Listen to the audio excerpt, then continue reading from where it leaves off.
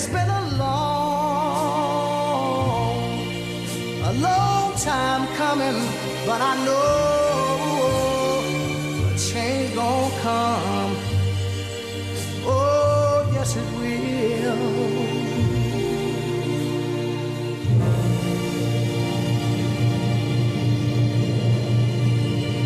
Well, Patricia Heron, it's been some 115 days now that LaMelo, the 4-month-old from Baton Rouge, was shot down right in the middle of I-10 in Biloxi, Mississippi, while being surrounded by scores of law enforcement. And still we don't know who killed him. 115 days. Coming up on 6 months. Yeah, we're getting close. A month or so. And still no word. It's being investigated by the Biloxi PD because no officers of the Biloxi PD fired a shot. And it happened in Biloxi, something they knew that I guess no one else did. And that was, let's see, you don't shoot into a car that has a hostage, especially a 4-month-old baby. You know, sort of like you don't shoot cops, you don't shoot the hostage. Now I understand there's a fundraiser. We're looking into that. We'll let you know what we know for the family. No civil action on the part of the family, and as of yet, bro, you've not been informed by the Biloxi PD that they've forwarded their investigation to the DA? No, not as of yet. No information on the completion of the actual investigation. I've talked to literally any and everybody or text them. I want you to know that Chief Miller and the Biloxi PD are moving post-haste to conclude their investigation. However, not without it being thorough. And yes, ballistics were sent off. And yes, there is some oversight by the FBI. And I don't mind telling you there are others who are looking to encourage the FBI to, well, look into this as a civil matter. I mean, you do realize, as I've mentioned before, that LaMelo was a citizen of these United States as much as a citizen of Louisiana. And then, of course, there's the ballistics that we shared with you. It's not been confirmed, but our guys who know this subject quite well out of Bethesda suggest that LaMelo was, in fact, shot. Particularly coming from the driver's side door or the driver's side rear. And, of course, we looked at all the officers. We have it on our Facebook page, and we won't play that again right now, Ro, but you will hear it again, including LaMelo screaming for justice at the end of the 30-some-odd shots, screaming over the siren. And still no apology, no acceptance, no nothing coming out of those individuals who I'd expect more from. Wouldn't you? Oh, absolutely. I mean, just saying that you're sorry for an unfortunate situation is not an admission of guilt, is it? Just saying that sorry that it happened, that's not too much to ask, is it? You know what I mean? No remorse. An unfortunate situation. It was an unfortunate situation brought on by LaMelo's father, and I use that term loosely. Smith was driving the car and kidnapped his son. Unfortunate series of events happened thereafter. There was a chase, high-speed chase coming out of Louisiana. Then it turned into a slow-speed chase, and ultimately it resulted in a stalled car in the median at the 41-mile marker, and as fate would have it, shots rang out. Shots from whom exactly, we've not really determined. However, it was an unfortunate situation, and LaMelo was killed alongside Smith, his father. Now, I use that term loosely. I think I'd make a pretty good press release, wouldn't you say? Oh, simple as that. No admission of guilt, but at the very least, some empathy for this baby. And it makes us look like we have crap on our face. I mean, it really does. I mean, I grew up in Biloxi and Gulfport. I born in Gulfport, started my earlier life there, going to Perkins Elementary there, right next to Nichols High. And I'm a Biloxian as much as I'm from Gulfport. And, of course, I also grew up in New Orleans, so I just kind of all three. But it just makes you look like, must we always look like crap? You know what I mean, Ro? I mean, you guys in blue represent us, and I'm very thankful that many of you you're honorable. And I don't doubt that probably some of the officers involved with this would like to come forward, but they're errors and omission guys, or maybe the union bosses, or those individuals who are in charge of insurance, or maybe even the city fathers are saying, well, just be quiet. Let this blow over. If that damn Rip Daniels would just shut up. If he would just shut up about it. I've gotten some emails to that effect. Will you just shut up about it? Same guy would refer to LaMelo as being just another son of a crackhead.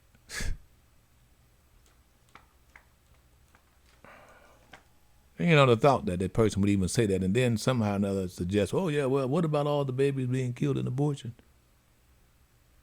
What about this child?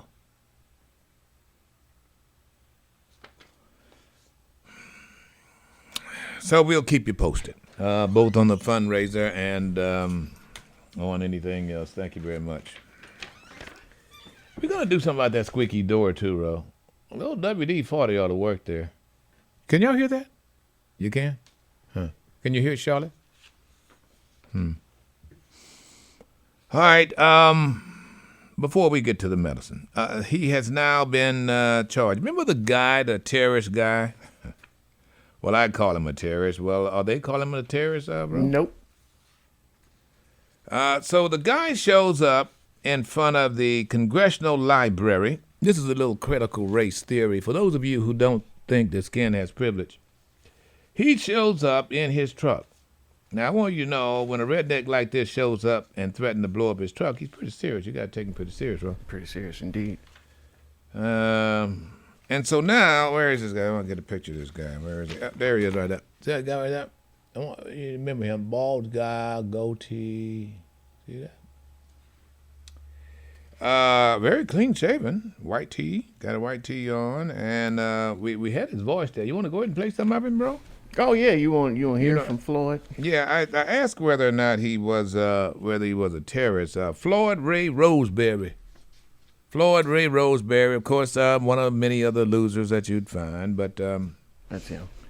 Of course, his ex-wife has indicated he was a loser, can't keep his job, you know what I mean? And then he watches the Dog Network and get the maggot, basically, you know, just get all whipped up into shape. And so he wanted the Democrats to stand down and wanted to find Biden, wanted Biden to call him, and he wanted to go ahead and start his revolution. It's on. And I don't stand here alone, Joe. If you take me out, you'll never know where them other four are until they go off. It's gonna be a chain reaction. Don't break my windows. Send somebody up here to talk to me. Cause I didn't carry a gun. I didn't even carry a gun. I didn't carry nothing. All I done was carried my change and brought what the American people give me. And they said, Ray, we're tired. Thank God he's not from Mississippi. Right? I told him I was tired too. He's tired too. He sounds like he could be. He does. Or Texas. Joe, I love you, man. I love Nancy. He love them both. I love all y'all. Love them all. I love the man that's getting ready to put a bullet in my head.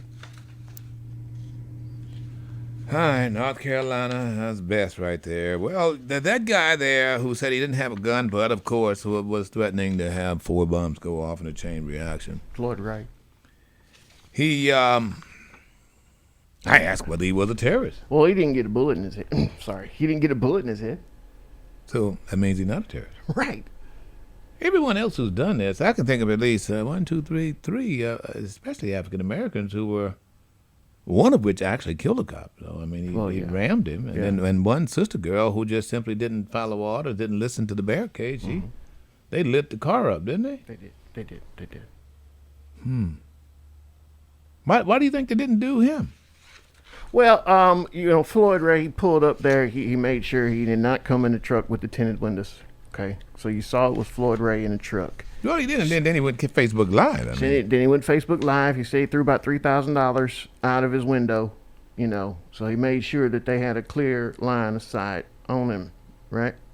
He used that camouflage. Your voice is becoming more and more like North Carolina. For some reason. I'm a studied, learned thespian with a TH. But yes, that's why. Well, don't be putting those fingers at me like that. He made it clear who and what, especially what he was, as soon as he pulled up. So he knew that he would get away with it as long as he showed he was a white boy, end quote? He had the protection of his complexion. Let's see that those who believe that critical race theory is at work here. Yeah. Well, here's the affidavit of criminal complaint. This affidavit is submitted in support of criminal complaint charging Floyd Ray Roseberry with violation of weapons and mass destruction and explosives. We respectfully submit that this affidavit establishes probable cause to believe that Roseberry did, without lawful authority, threaten to use a weapon of mass destruction against. Isn't that a terrorist? Sounds like a proposed, or at least plotted out, terrorist attack. It sounds like. That's what it sounds like. If his name was not Floyd Ray Roseberry, I just wonder if these charges would have been the same. I'm just so shocked. Are you guys shocked about all this? I'm just a little shocked that this guy right here was not charged with terrorist attack. Now, I mean, I know his last name's not Mohammed, but I mean, it just seems to me. Wouldn't you? I would think so. I mean, the little girl from up at the little African American girl who hooked up with the brown boy with Chuck. Mm-hmm. Chuck. And they were ISIS. I mean, they were just fraternizing. She they were talking about going over there. She wanted to join and go over to ISIS, but she wasn't actually talking to ISIS about joining ISIS. Coincidentally. Yeah, she in jail now, bro, and she was charged with terrorist attack, fraternizing with terrorists. And here's this white boy, I'm sorry, in quotes, he gets away with this. Mm-hmm. Well, I mean, he's charged. Like all the other boys on January 6th, you got to be not charged with terrorism. Jeez. I don't know. Of course, I'm sure that there'll be those who circle the wagons around him, you conservative types who will just simply say, well, he had the right idea. Get rid of them damn Democrats. Get rid of them. I mean. Floyd, he had the right idea. Floyd Ray Roseberry. Well, sir, we're going to keep up with you just to see whether you get beyond 11 months in jail. Now, here you got to check out the magistrate judge. Zay Faruqi. Find out where he or she is from. I'm thinking it's a he. Hopefully it is. He's of Afghan descent. No. Zay? More Indian, huh? The continent of India, because some of you guys don't. You think that Indians out there on the reservation, don't you? No, that's the Sioux or the Choctaw. They're not Indians. Just saying. All right, it's good. It's Monday, and we got a whole lot to do here, folks. It's been approved. You were waiting for it, and now it's approved. It's been approved. The Food and Drug Administration granted the Pfizer BioNTech COVID-19 vaccine full approval in a highly anticipated move that's expected to boost vaccinations and spark more mandates nationwide. You can't wait to get one, can you? I'm not getting that one. It's approved. Awesome. It's approved after a year. Yeah. This is got to be one of the fastest approvals for a vaccination in quite some time. Yeah. What did they know we didn't? I mean, obviously the long-term effects is only long-term in as much as is a year. A year and a few months? Mm-hmm. Well, give or take. So the FDA has approved it, and so therefore, by the way, folks, I don't want to be negative about it. Look, I'm vaccinated. I got Johnson & Johnson, but look, vaccination is vaccination. I highly recommend Johnson & Johnson. There are those of you who are gangster because it's after all the Johnson & Johnson baby powder. You know what it costs, Rip. I don't know, but it make baby smell good. Takes a whole lot to make a big head, no-neck boy smell good, bro. Yeah. It should be pointed I out. bet you were a messy baby, too. Me? I bet they had to use a lot of Vaseline, a lot of petroleum jelly on your butt. I don't know. I never got that. I'm going to check with your mom, you know what I mean? Never got that report. And I wish that you wouldn't. Boys get funky. I don't know. That much is true. They So play in it, too. Get all in their hair. I understand that. I definitely didn't do that. Look, I love my children, but they just. I heard that little girls are not. I wish I had reared my little girl. I mean, I heard little girls are not like that. Little boys, I don't know. They just find anything to play in. Doesn't that stink to you? I think that. They eat their own poo poo. Well, I don't. I mean, I love them. You gotta love them. So this vaccine is going to be marketed as Comirnaty. So it's not gonna be called Pfizer or something? Well, that would lead me to my point here, because we were talking about Johnson & Johnson. It should be pointed out that Pfizer is the company that bought this vaccine from the German company BioNTech. Right. With Johnson & Johnson, they bought their vaccine from the manufacturer Janssen. Right. So when folks are throwing out the blame on the These are the big brand, boys who bought the little boys because right? they can make. Big fish bought the little fish. Who made all the fish? Let me tell you okay. what this means. It means now Pfizer can charge you. That's what it means. In other words, we're getting it as a result of tax dollars, which of course should be because there is a health crisis going on.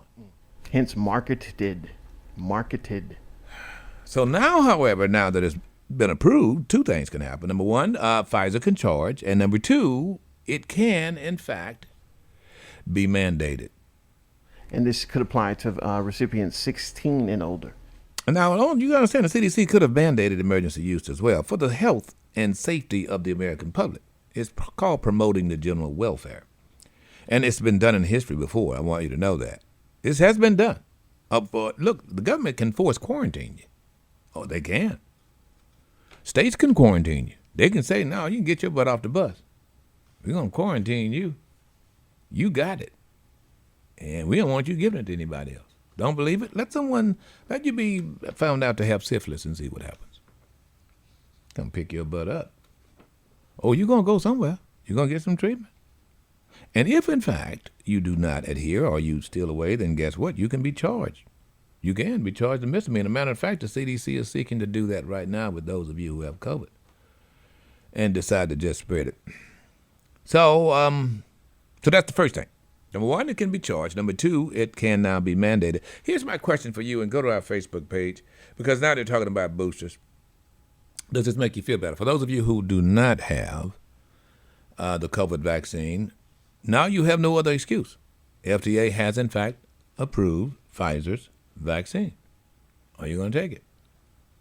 I don't mind telling you, I had very, very rational reasons for taking my vaccine, and that is very pure and simple. The vaccine has killed no one. However, COVID has killed, bumping up on 700,000 now, just in this country. Besides that, more importantly, I don't think I'm going to die for anything. I mean, why should I? And if I do, how the hell would I know? My daddy told me the last thing you're going to do is die. Come on. That ain't a decision. That's not something to occupy your mind, after all. You be thinking about what you're going to do to live. So, for me, it was the quality of life. Who the heck want to be sick? 14 days. No taste, no smell. Can't operate 15 minutes without sitting down, tired. Once I saw my son go through it, I said, oh, that's it for me. I just don't want to be that sick. Well, look, by the way, I understand Abbott, the governor of Texas now, 4 days now, and he's been tested, no COVID. Go figure. What did he have, the monoclonal deal? Regeneron or whatever it is? I don't know. I do know this, however.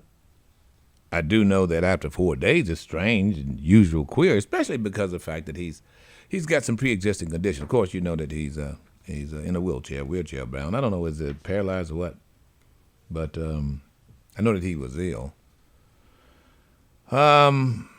So now the CDC is suggesting that you good God-fearing Americans who had Pfizer might need to get a booster shot. Now let me ask you, if you didn't have Pfizer, can you still get a booster from Pfizer? You don't know. Yeah, unclear on that. They did say that there would be a possibility for mixing and matching with Moderna and Pfizer.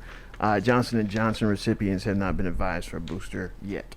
Very similar creations between Moderna and Pfizer. They were done basically the same way, using the RNA messenger and so forth. You know, that whole science, that's about 20 years old. The Johnson & Johnson science is about 70 years old, 80 years old. And so that's why I choose to use that one. It's been tried and tested and true. You know what I mean? It's just kind of okay. And by the way, so far so good. You feel okay, Ro? Oh, yeah. I never once had any sniffle or anything. However, I want to make this very clear to you, my listening audience. We need to make it very clear. You will get it.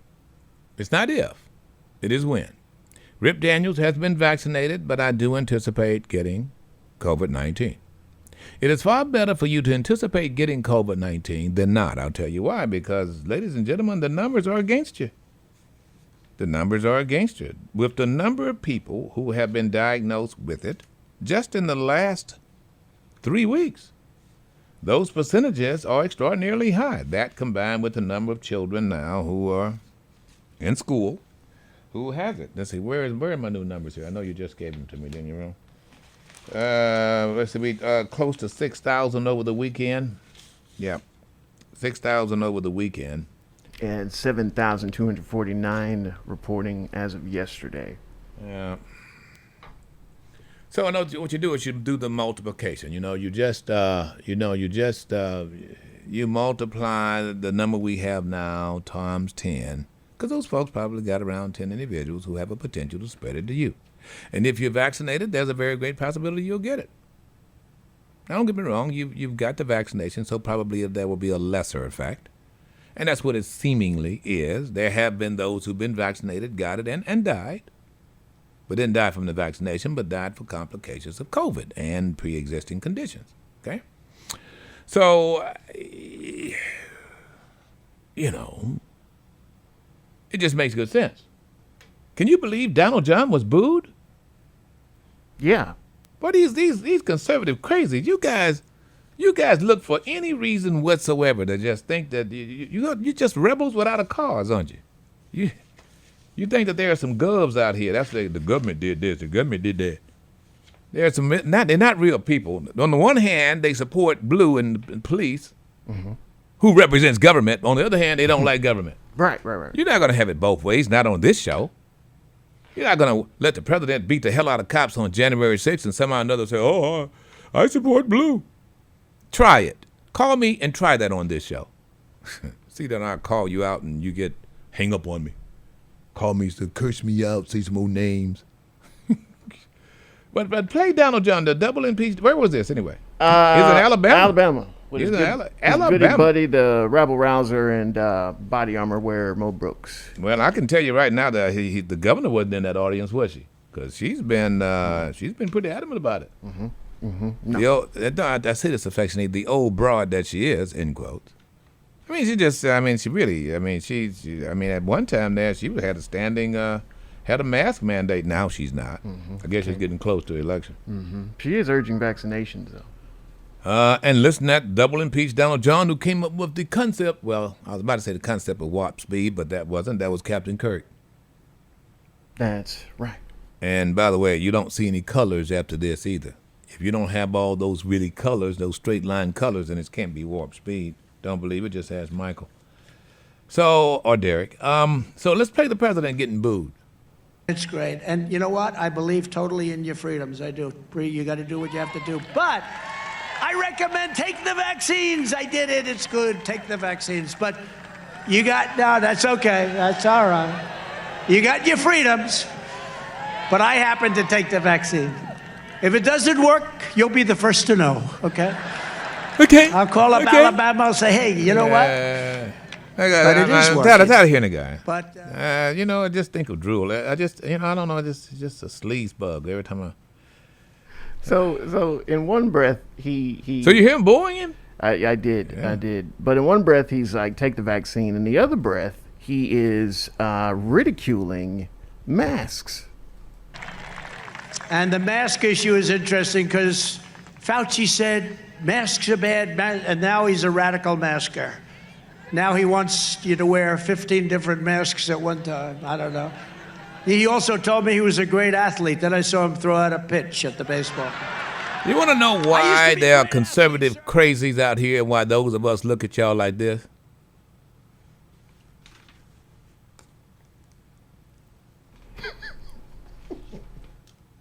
What the hell do you say to that? I mean, what can you say? That's a hero. Yeah. You just kind of don't try to spell that, by the way. You don't have to beep that either because there was nothing lewd and lascivious in what I just said. But you just gotta go. Taxi. Oh, look at the time. I really gotta go. Sorry. But I'm telling you, you guys are quacks and kooks. What is it? So you got one layer of cloth over your face to try to keep spittle from going in your face. And you hate that. Dummy. Dumb. And so, and by the way, he's the guy who has just completely imploded the Republican Party. They're Trumpicans. And I want you to understand something, ladies and gentlemen. Dictator Reeves and others, DeSantis and others, don't grasp the concept that right now the Trumpicans are the loudest, but they are in the serious minority. The numbers are showing it. I want y'all to keep it up. Keep it up. Keep it up. Yeah, keep it up. Yeah, just watch this all the way into 2022. And just watch how good-thinking, real Republicans come out and go, man, y'all crazy. I have kin who've been killed. And by the way, I want you to understand this, ladies and gentlemen. Same thing happened with AIDS. That, too, is a virus. When Ronald Reagan came along, 1980s, right? He comes along and he said, oh, no, blah, blah, blah, blah, blah, bip, bip, bip, bip, bip. So give it 10 years, and then the average Joe, you and I knew someone who had AIDS or died of AIDS or was deathly ill of AIDS, and then it was a different story. Then you become more empathetic, and then you go, whoa, wait a minute. No, this is real. This is not political. This is not just then. You know? So now, the average, look, I don't have all the numbers in front of me, but the average person now, the average American now knows at least one person, knows them intimately, one person who's died of COVID. So this is why they're going to lose. This is why you will lose with this Trumplican BS. You're going to lose. And I'm happy you're going to lose because it's about time now for common sense to prevail. God, dog, we look like we just, we just look, as a country, we just don't look too good, Ro. No. Every time this guy shows up, it's like we look sleazy, dumb. So they booed him, and then he turned around with the mask, and Fauci put him on, take him off. Yeah, you put him on, you take him off. Sort of like what doctors do when they're taking care of your sick butt. They put on the mask, and every time they go in the room, they change masks. Like when you had COVID. I mean, this guy, Jesus. God, why would you ruin the whole morning with that, bro? I just thought we should get it out of the way because it happened Saturday. I know, but Jesus Christ. Yeah, protect your freedoms. Yeah, protect your freedoms. Well, if you could keep your COVID with you like you keep your smoke with you, then I'm happy with that. I'm happy with that. I don't mind you smoking as long as you keep all that in you. Don't come in my room giving me secondhand smoke. It's like giving me secondhand COVID, right? It is a health.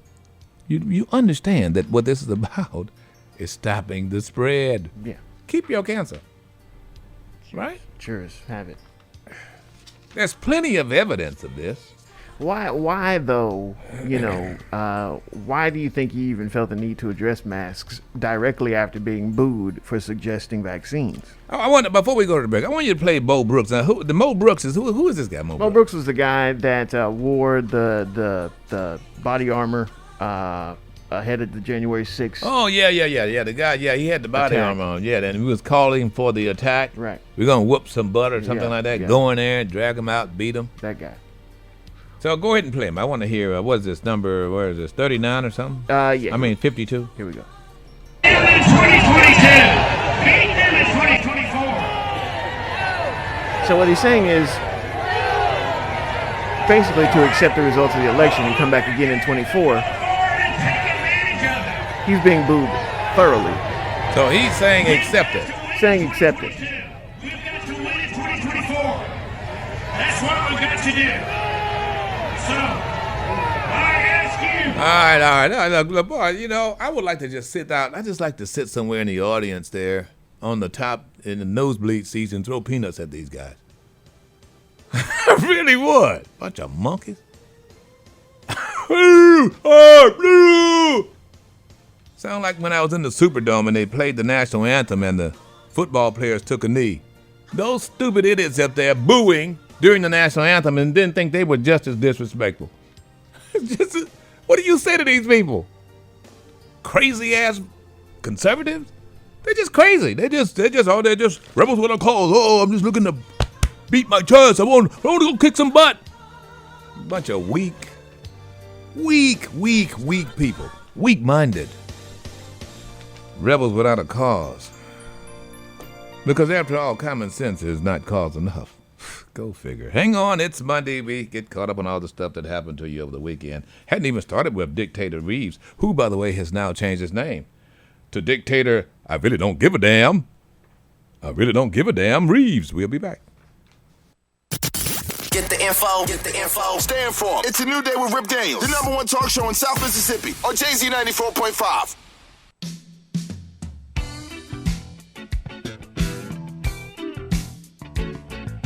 My Lord, baby, oh Lord,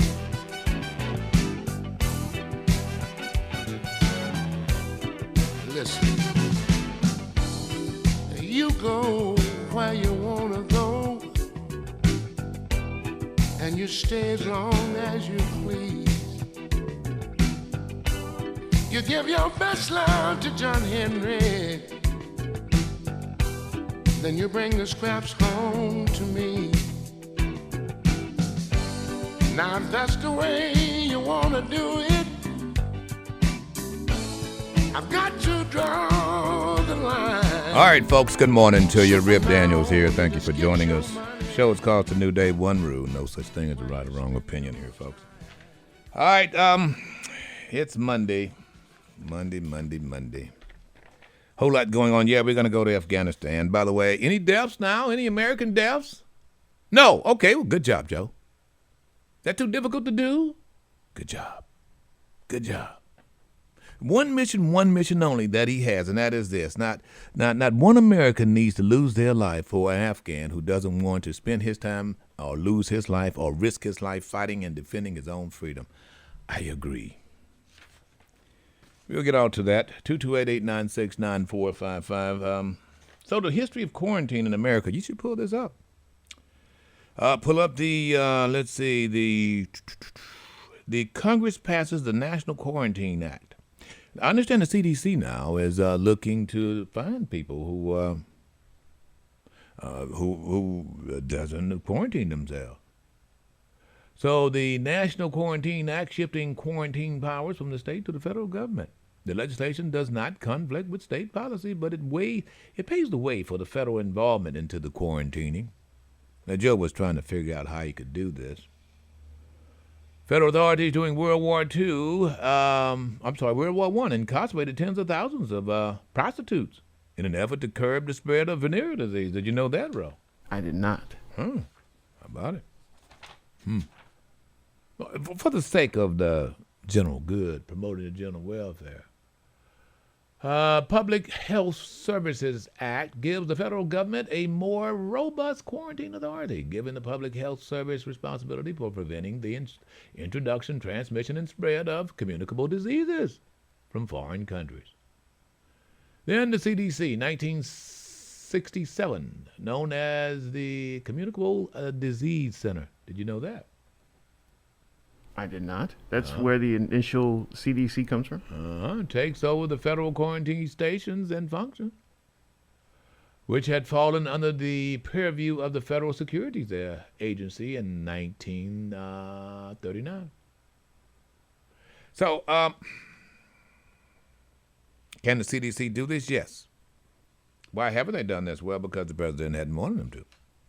And the president should have last year at this time, ladies and gentlemen. And did in a sort of kind of, but of course it was political. He didn't want to be the one saying that you've got to shut down. Well, he wanted to play it down. He always wanted to play it down. Always wanted to lay it down. That's him. All right, 228-896-9455. Big news this hour. The CDC has approved Pfizer now as a vaccine. It is no longer emergency use. It is a vaccine that can be used to inoculation, which I question, bro, because yeah, it's not exactly so. Right. And I think that if anything, the CDC could have done differently with this whole rollout with warp speed or whatever, is find a new term for this treatment because it's not exactly, and none of them are exactly a vaccine as it's been traditionally known. Well, it might be waning in some. Maybe it's a vaccine for 2 or 3 months as opposed to 6 months. Now they're talking about giving the booster. Well, when you're usually dealing with a vaccine, you're dealing with what it is you're trying to be inoculated for. Well, that's true, but you realize vaccine. we all had to get a booster shot. Every year you had to get a booster shot. Yeah. Even now. Well, I don't know if you realize it, for things like the measles and stuff, so forth, you get a booster shot. I don't know what's in it, but the FDA approved it, and it basically says they'll give you the booster shot to maintain the antibodies so you don't get the measles. Right. So I guess it in some ways it is inoculation. I guess it's right now just getting started. I don't doubt there might be a series of boosters.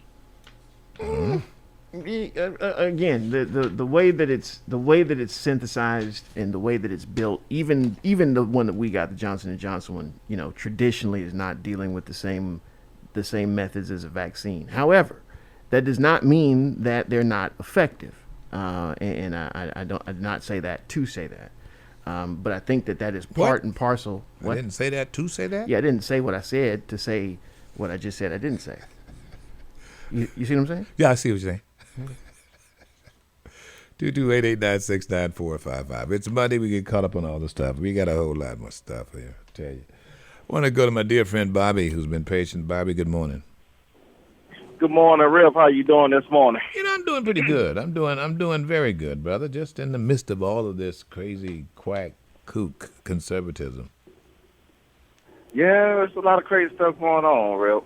That's why I had to call you, because I need for you to answer a question for me, because I ain't the sharpest knife in the drawer. So, Rip, we got the people from the refugees coming from Afghanistan, right? And I know the governor of New Jersey said, he welcomed them here. So with them coming here, why we haven't sent no plane or anything over to Haiti and brought some of them back here? Well, you do understand the answer. I know that's kind of rhetorical. You know why. I mean, after all, the Haitians'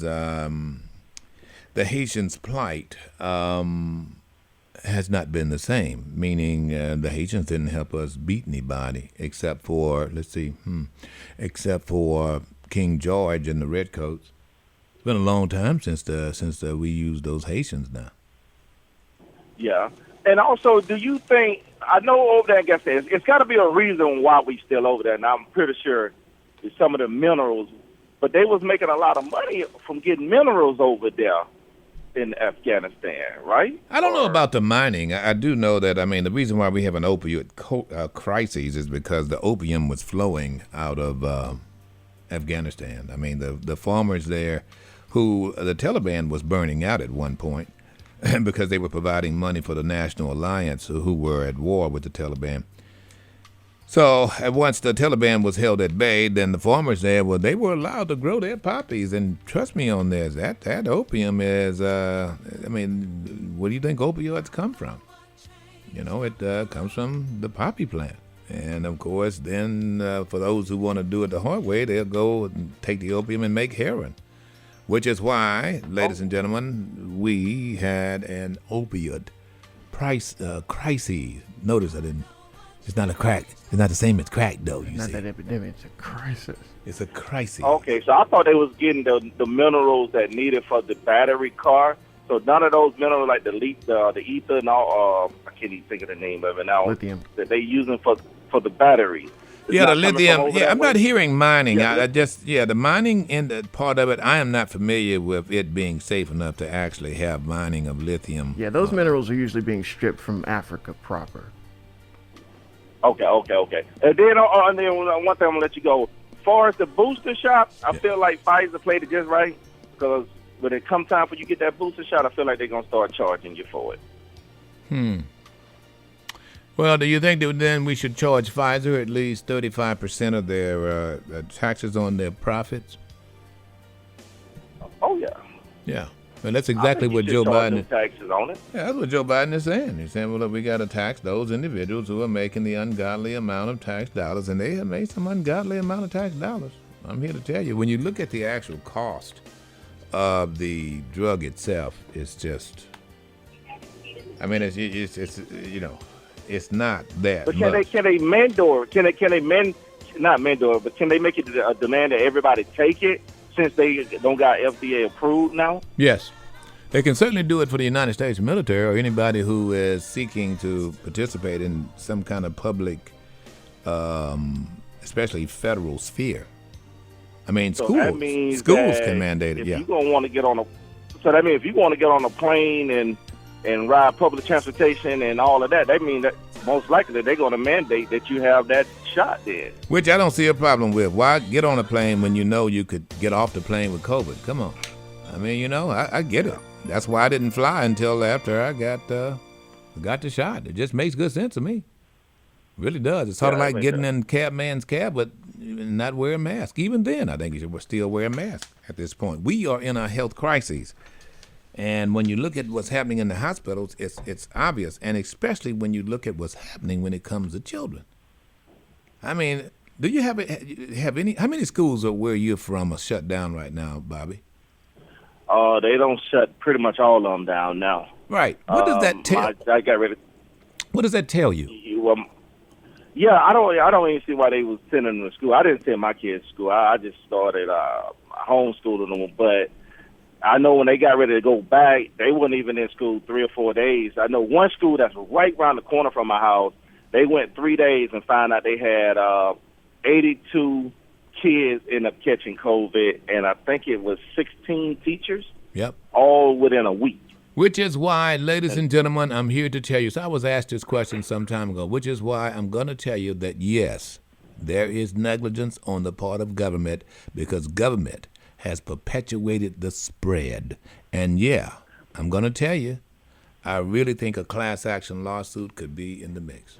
I do. That's why I'm finna say, can you sue the government for I having think our so. kids going and catching COVID? I think at this point, yes, sir. I think at this point. Because children, All right, well, appreciate you calling. Thank you very much. Now, hang on. We'll be back. Stand for. It's a new day with Rip Daniels, the #1 talk show in South Mississippi on JZ 94.5.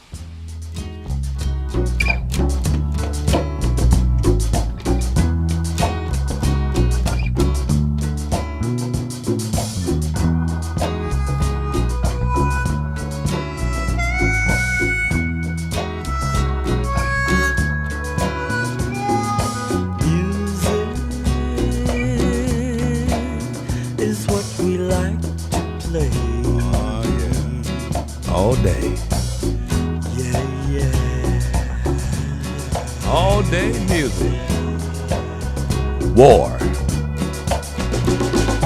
All day. All day. All day.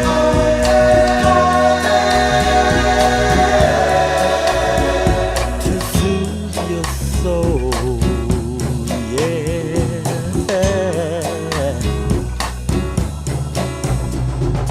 All at the beach or party in town, making love or just riding around to soothe your mind. Oh, this is a good old war. What is it, 1971? Hammond B3 organ. Lee Oscar on harmonica.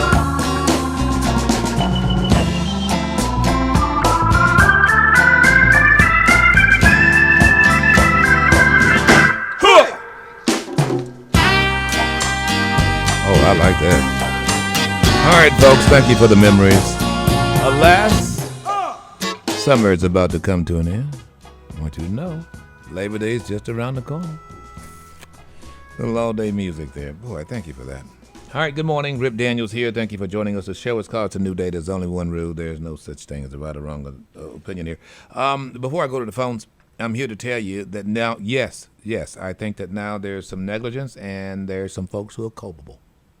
I think Census is culpable in Florida. So is Texas governor and the state of Mississippi. And by the way, they took the CARES Act money. And there's a whole lot of money to be had from those of you who suffer the consequences of the spread of COVID. Underscore spread, because that is something within our government's purview, both the state government as well as the federal government. Do you realize, ladies and gentlemen, that right now, as to this day, federal isolation and quarantine are authorized for the following diseases: cholera, diphtheria, infectious tuberculosis, plague, smallpox, yellow fever, viral hemorrhaging fevers, like Ebola, severe acute respiratory syndromes, the flu that can cause a pandemic. What does this mean, Rip Daniels? It means that federal isolation and quarantining are authorized by the executive order of the president, underscore that Joe Biden, and the former double impeached idiot. The president can revise this list by executive order. I'm here to tell you, get ready for this, because more than likely this is something that Joe Biden's going to have to do.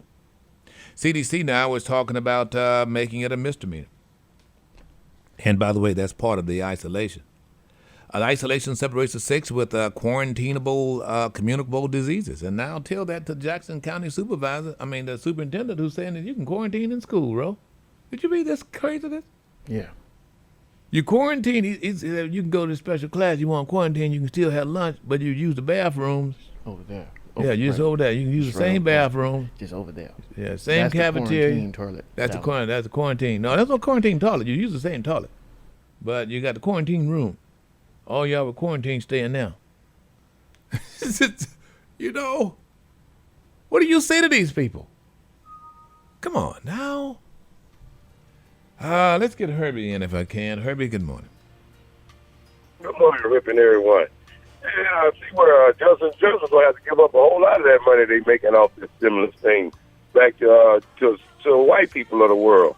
I hear they're finna sue him for suntan lotion, you know. Who? And he gonna have a big old class action lawsuit. He's gonna have to pay out a lot of money for that suntan lotion. Who's playing? Who is that? Donald John? No, Johnson & Johnson.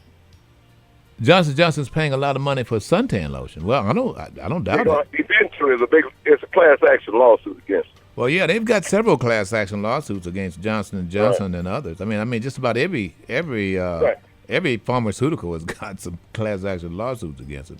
Moderna does as well. I was just making the point that who pretty much will receive that money, suntan lotion. And still, Rip, why ain't they getting us some more stimulus money since he got all this money over there in Afghanistan and all of this? You know, you're going to bring all those people over there. You got poor people over here. You got homeless people. You got veterans. You know, that's kind of backwards, you know. Herbie, you like that easy money, don't you? You want that free money. Well, look, I guess they like it. They trying to get on that plane to come over here and get it. Hey, they definitely don't want to fight for it over there. You know what I would do, Rip? Whoa. You know what I would do to solve the problem? What?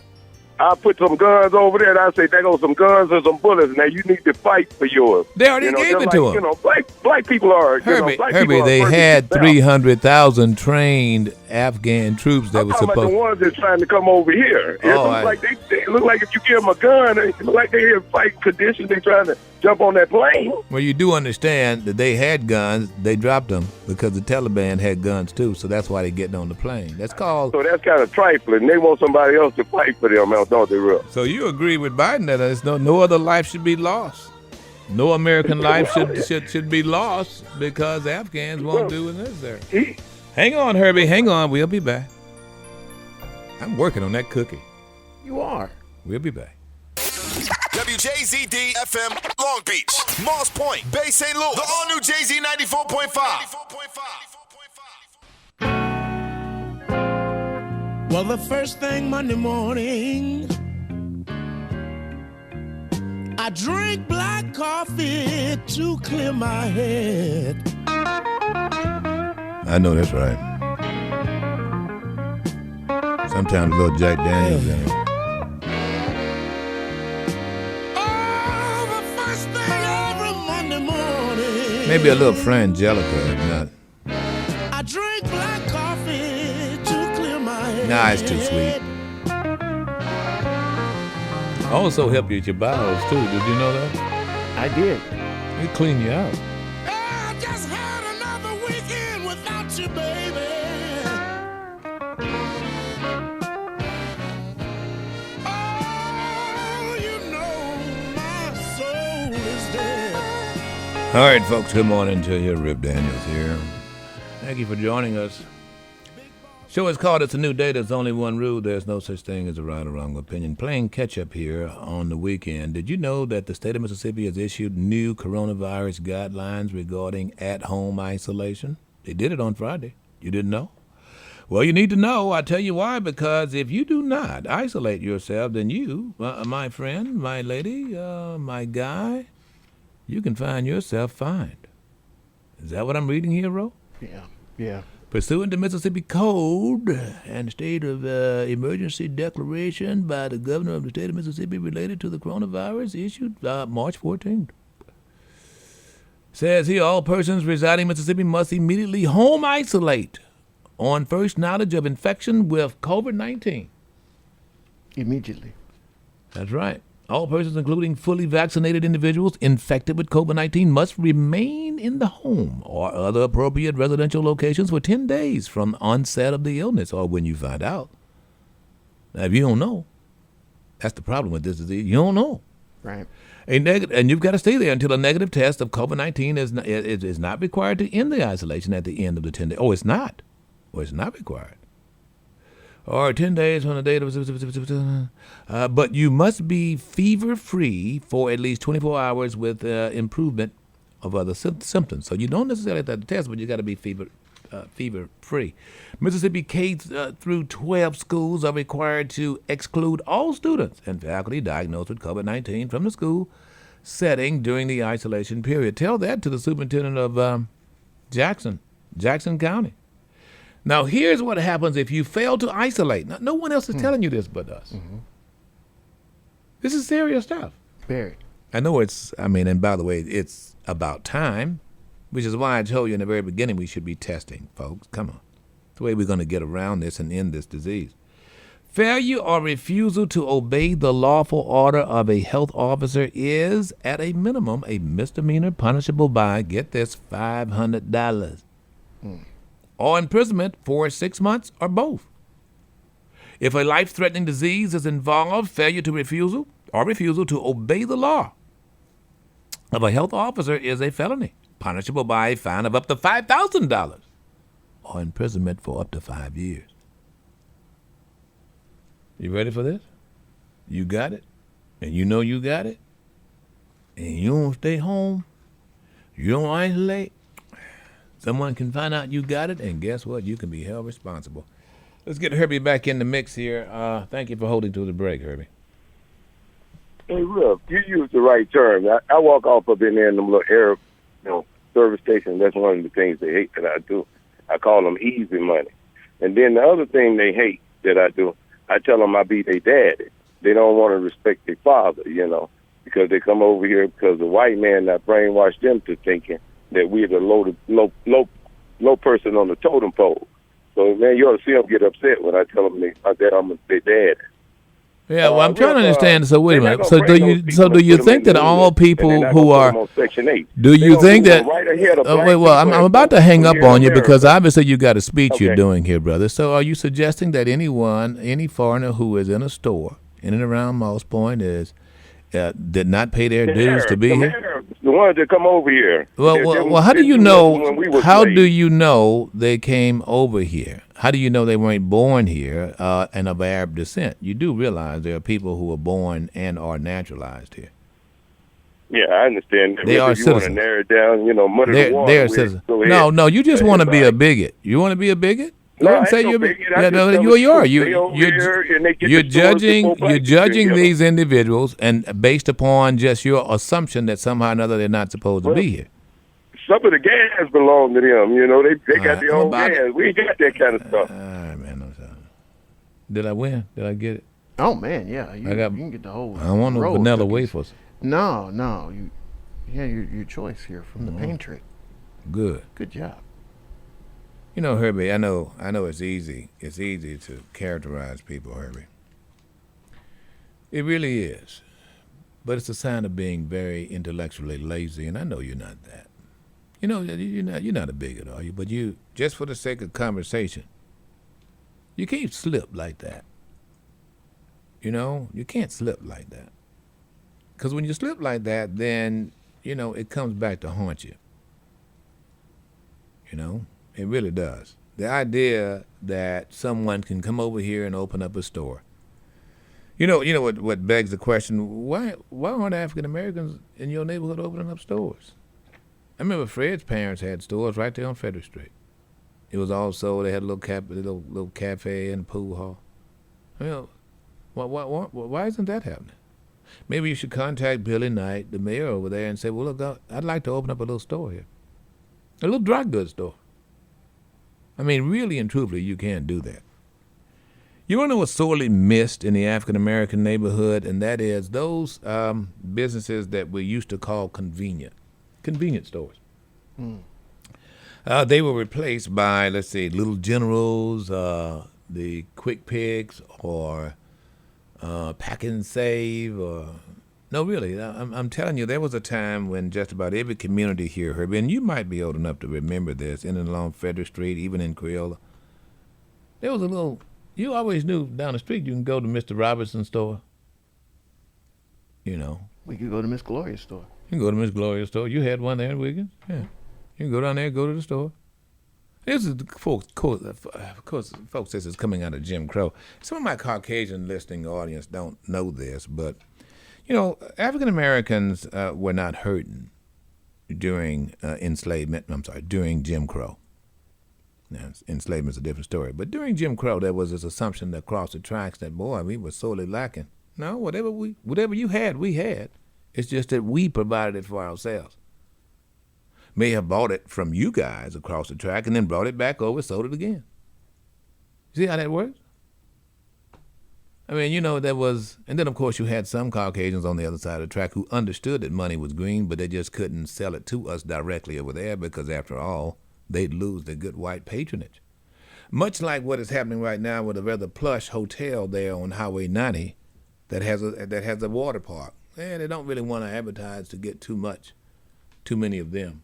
They did the same thing in Goshen. Remember the water park that opened up and closed up over there? I do. They advertised with us and then stopped and said, oh, we're getting too many of them, too many of y'all. Running off all our good white customers. I said, is money green? Yeah, I know, but that's just how it works. But back to this now, Herbie, because you're talking about them, and you need to be asking yourself why hadn't some young strapping bucks come up with the great idea of opening up their own little store? You know, my uncles at one time opened up a gas station at the corner of Tea Garden Road and Pass Road. They had to lease it. It was the Sites gas station. There was once an African-American-owned gas station there at the corner of, corner of 33rd and 19th Street, the Dawson's gas station. Mr. White had, beyond the gas station, he had a auto repair shop and everything just off of Highway 49 there in Gulfport. And then, of course, that was right there at the corner of Division Street and Nixon Street. Gas station where Kemp Cab used to be. Whatever happened to him? You should be asking that instead of blaming some foreigner from coming over here doing what it seems as though African Americans don't want to do or don't want to pursue. They're not going to get rich there at that little store, I can tell you that. That's not going to happen. Then, of course, there were those who were referring to some of the quote-unquote boat people coming over here as Yang store, blah, blah, blah, blah, blah. It's called Kuga Jakalia, I think, one of the tenants of Kwanzaa. It's called cooperative economics, whereby, you pool your money, pool your resources, I think, and then, of course, you go into business together. Couldn't get loans, per se. You automatically assume, Herbie, that, okay, yeah, they're going to take advantage of the government and blah, blah, blah, blah, blah. But I'm here to tell you, what they do is combine their resources. And in many cases, live in that very same store, almost 10 deep in the back. And all the family members work there. And the family members don't have an option. Is there something wrong with that, Herbie? There's nothing wrong with that. That's how business has been done for a while. That's how you ended up with, mafias. It's a family thing, you see. But when I hear that kind of bigotry, it just that was Ujamaa Cooperative Economics. Thank you. Kukujakalea, though, is self-determination, which is also needed to go into business, as I just heard from Herbie's off-air call, indicating that if a black man opened a store in his hood, they'd be like Johnson & Johnson. They'd be sued all the time. So what's the point in opening a store in the hood? I don't ever remember a black man being sued there. You, Herbert, give me evidence of that. The Elks been sued? No, really. Billy Knight had a clothing store. Was he sued? Well, give me an example of what you're talking about, brother. Or you're just looking for an excuse as to why you can't do something. I think that's what it is. I think people know you very well. So, so now this order on COVID is it applying to Mississippi now? All persons residing in Mississippi must immediately home isolate on first knowledge of the infection. So is that the CDC or that the governor? That is the State Department of Health. State Department of Health. There it is right there. So, and the governor backs this. I'm talking dictator, I don't give a damn Reeves. I'm sorry, what was the question? I said, are you back to the CDC, the Mississippi State Department of Health now, saying if you don't self-isolate, you can be fined? Well, I do not give a damn. That's how you, well, I guess I know that. I know you don't. I know you don't give a damn, but what I'm asking is, so now the CDC says that you've got that if you know you have COVID and you don't self-isolate, then it's a misdemeanor and you can be fined. So do you support that? Governor? Dictator, I don't give a damn. I do not give a damn. Is that what it's going to be now for you? That's going to be the sum total of how you respond to me? So, I do not give a damn. I saw that you got like 4,000 to 5,000 comments when you said that. They weren't too very helpful there, Governor.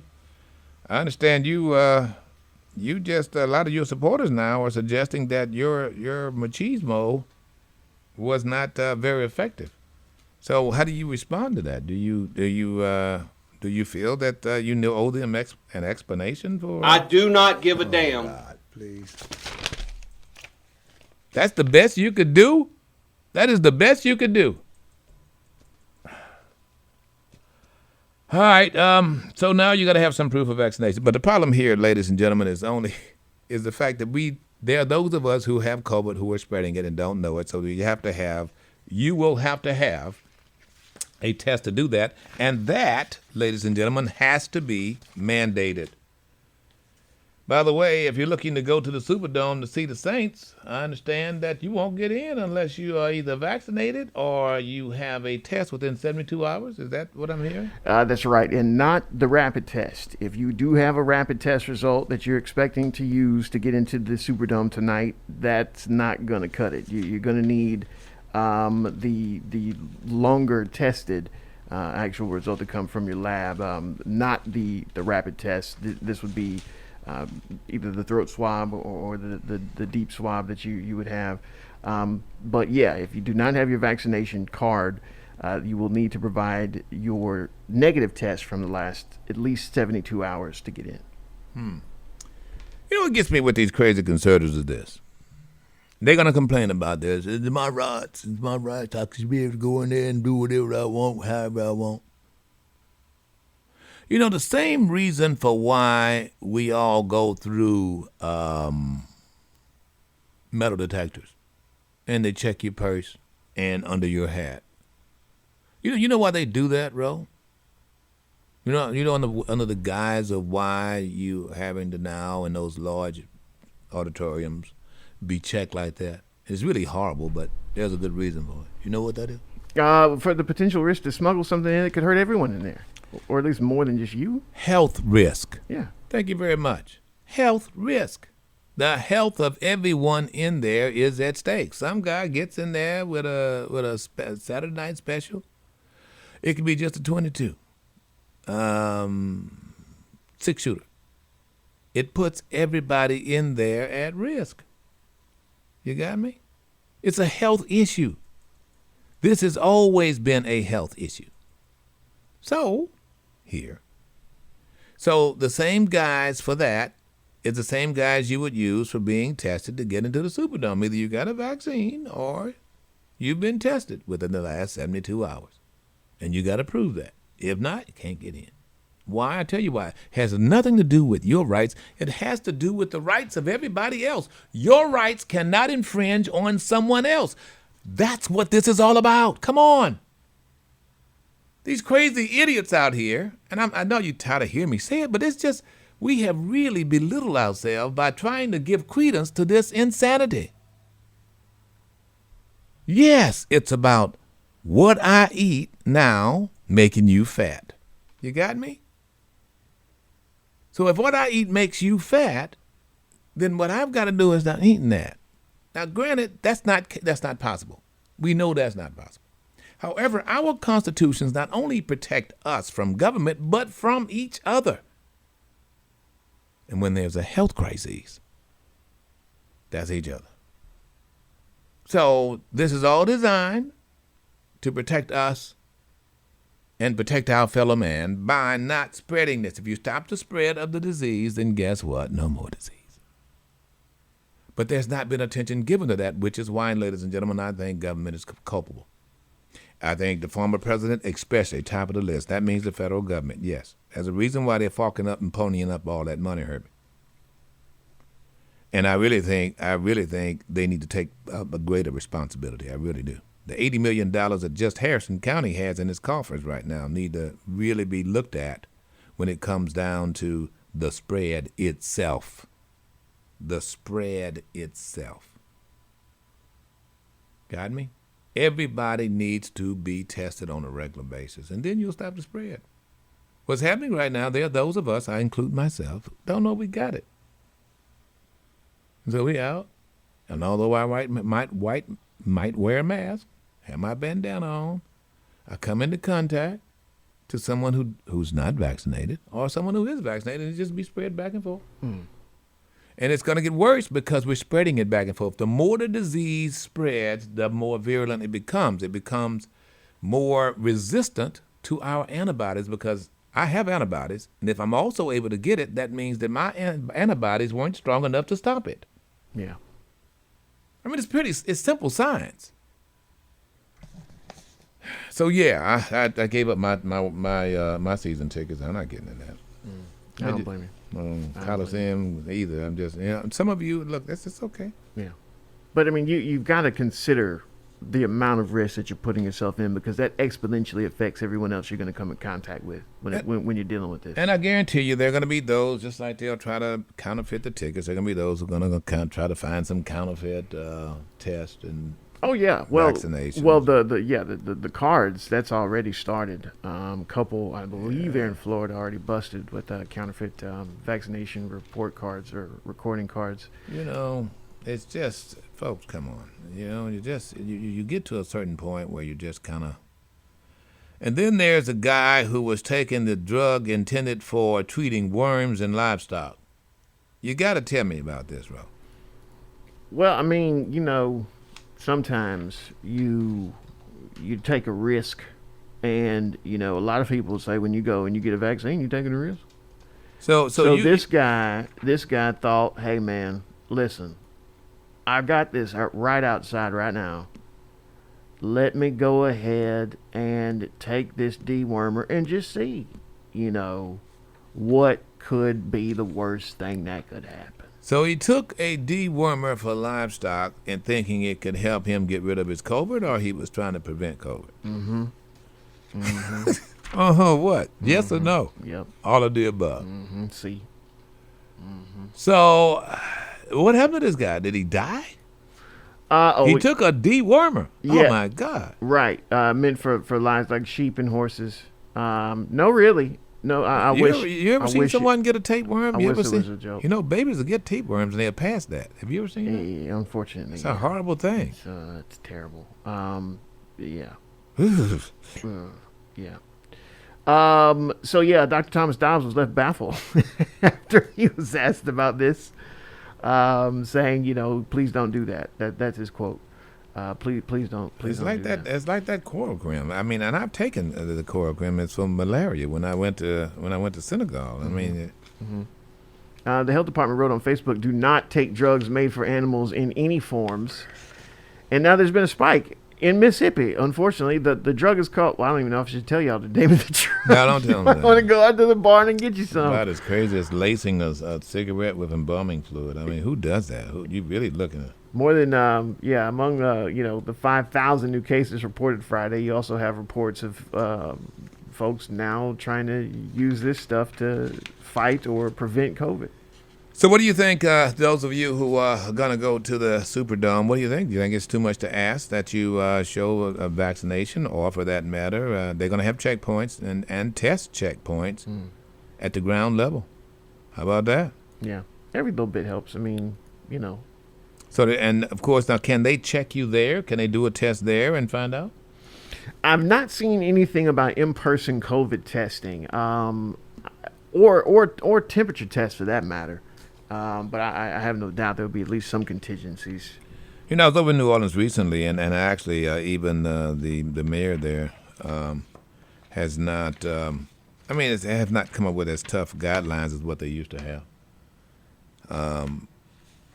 And they probably need to, really. I mean, she's canceled some of the bigger deals there. But, it's interesting in restaurants and so forth. People are, in fact, wearing their masks, but the seating is still close up.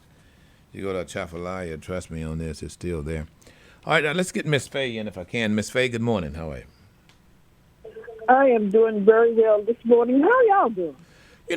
I'm doing very good, Miss Faye. Did your church ever get back in the church house?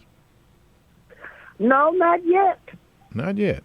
So did you try Not once yet. or twice? I mean, did you? No. You never No, tried. we tried. The only thing that we did when members passed away or whatever it is, there was a viewing. But it's just like you going in the front door, view the body, go out the side door. Huh. Okay. And, they monitored that, just how many could come in at that time. But we're not in the church yet trying to follow the guidelines for that. Very good. I was listening to my Pastor Adolph, over the weekend and on Sunday's show, and he was saying that First Missionary Baptist Church, of course, had lost some of their members, but I don't think I think he said they only lost one to COVID. That's pretty significant. When you look at a church the size of First Missionary Baptist Church, of course, they're not necessarily meeting inside the inside the church itself in large numbers, but that speaks volumes. So most of your membership are faring well, because COVID hit your church pretty good. Took your pastor and some others, didn't it? Yes, it serves very well. The ones inside the sanctuary was myself and the other musicians and little ensemble that sing on Sundays. Well, that's good. That's good. And you guys are able to social distance, wear your mask and so forth. Do they sing with the mask on as well? No, they take the mask off to sing, Oh. but they put the mask back on. Yeah. After that. That's So, good. it's just what we do. But anyway, I would like to, I got two grievances. Yes. Now, the first grievance is about how we coming along with this virus, and everybody want to blame Joe Biden because of the way he has been handling the virus. And when it's all on us, because I still feel that if we done the right thing from the beginning, we wouldn't have all of this. Now, we would have it under control, so if somebody caught the virus or something like that, we can handle it because you could be tested. And just like my grandson works at Amazon, and he has had the Johnson & Johnson shot. But he was around his sister and his nephew, and they tested positive for COVID. So he was required to get another test, which he did, and he came out negative, and he had to take that to work when he goes back. Mm-hmm. So that's a good idea, but I'm just saying that I'm just grievous because we didn't do the right things at the beginning, and now they're complaining about this and that and the other. And for one thing, the Ducks and Chiefs, that used to be president, had a rally and tried to tell them, go to get shot. I got mine, that's fine, whatever it is, and they booed it. Yeah. And he made them that way, to be quite frank. He done bit off more than he can chew. Mm-hmm. All right. But anyway, and I would want to say about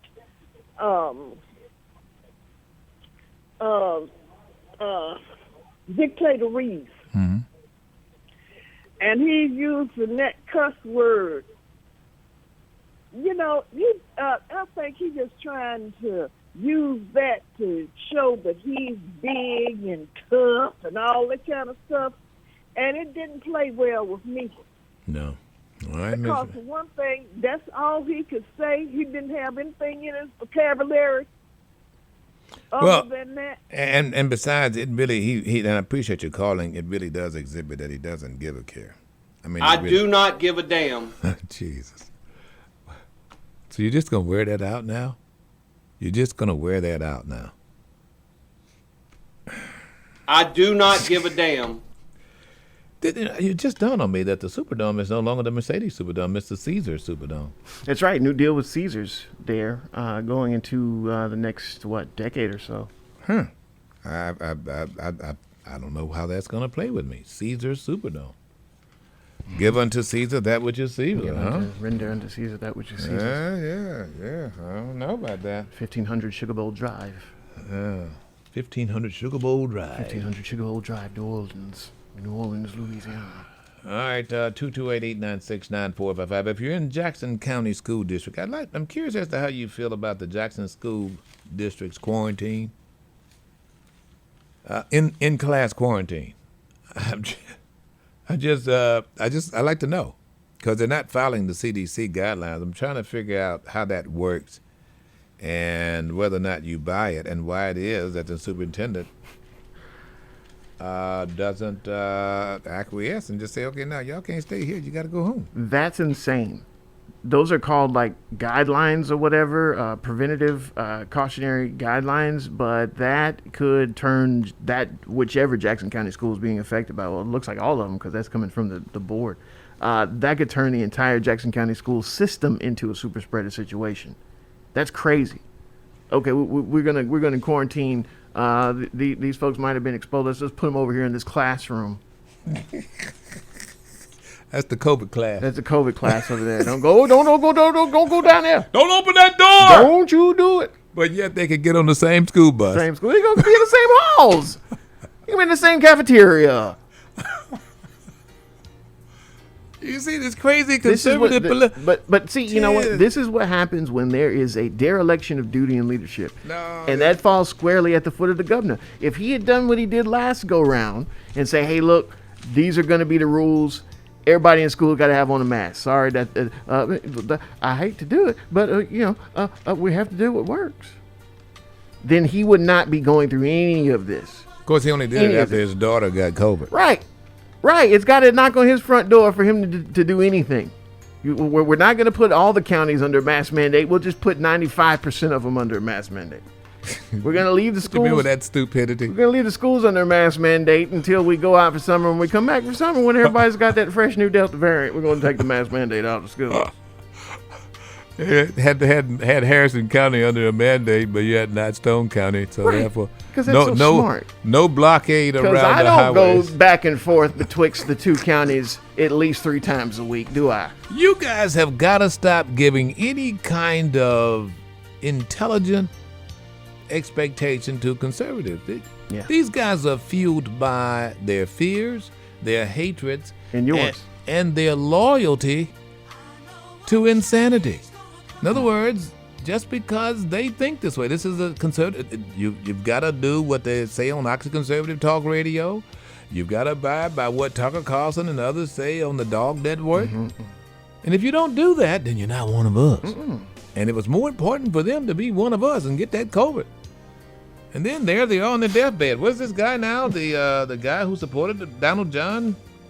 He was just found dead? Where is this guy? Reverend Jesse Jackson and his wife also got it too, by the way. Yeah. Bless their hearts. And they were vaccinated, to be quite frank. Yeah. Let's see, where is the, no, I'm sorry, yeah. Here it is, the talk show host. Conservative talk show host, Phil Valentine. Oh, yeah, Phil. I never listened to old Phil. No, same old stuff.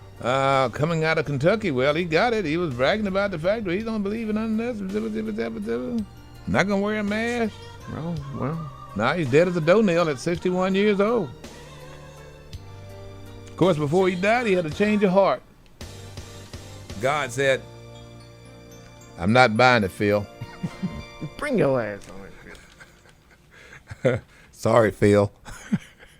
Got to go. We'll be back. It's a new day with Rip Daniels, the #1 talk show in South Mississippi on Jay-Z 94.5.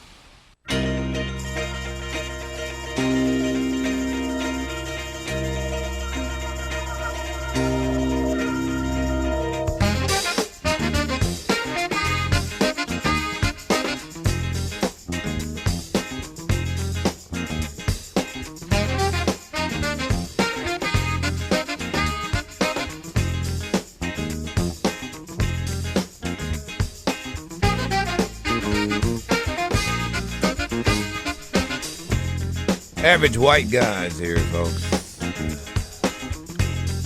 Out of Great Britain. They weren't so average. Everybody knows the average white guys actually are from D-Lo. You know what you can expect from some average white guys, huh? Average? Oh, white average. In quotes, all of that. All right, good morning, Rip. That's by the way, that's their name. And actually, we talked to one of them, one of the members of that band some time ago, didn't we? He was a cool white boy, in quotes. He really was. Still cool. It's a good thing. 228-896-9455, that's the number to call. Let's go to Afghanistan here, folks. You know, just looking at this long list of social media lies, actually, that is being debunked as we speak. And I guess some of you guys fall for this. I don't know why. Just because it's on the internet, just because someone typed it up doesn't mean it's accurate. You should check these things. There's such a thing as references. Here's a claim. Afghan Islamists have sentenced 229 Christian missionaries to death. Wrong. Nothing has happened regarding that. You've seen this? Oh, yeah, lies are rampant. U.S. Air Force C-17 plane leaving Kabul was an inflatable decoy. You ever heard that one? That's new. That really wasn't a real plane. Sort of like they really didn't land on the moon. Not quite.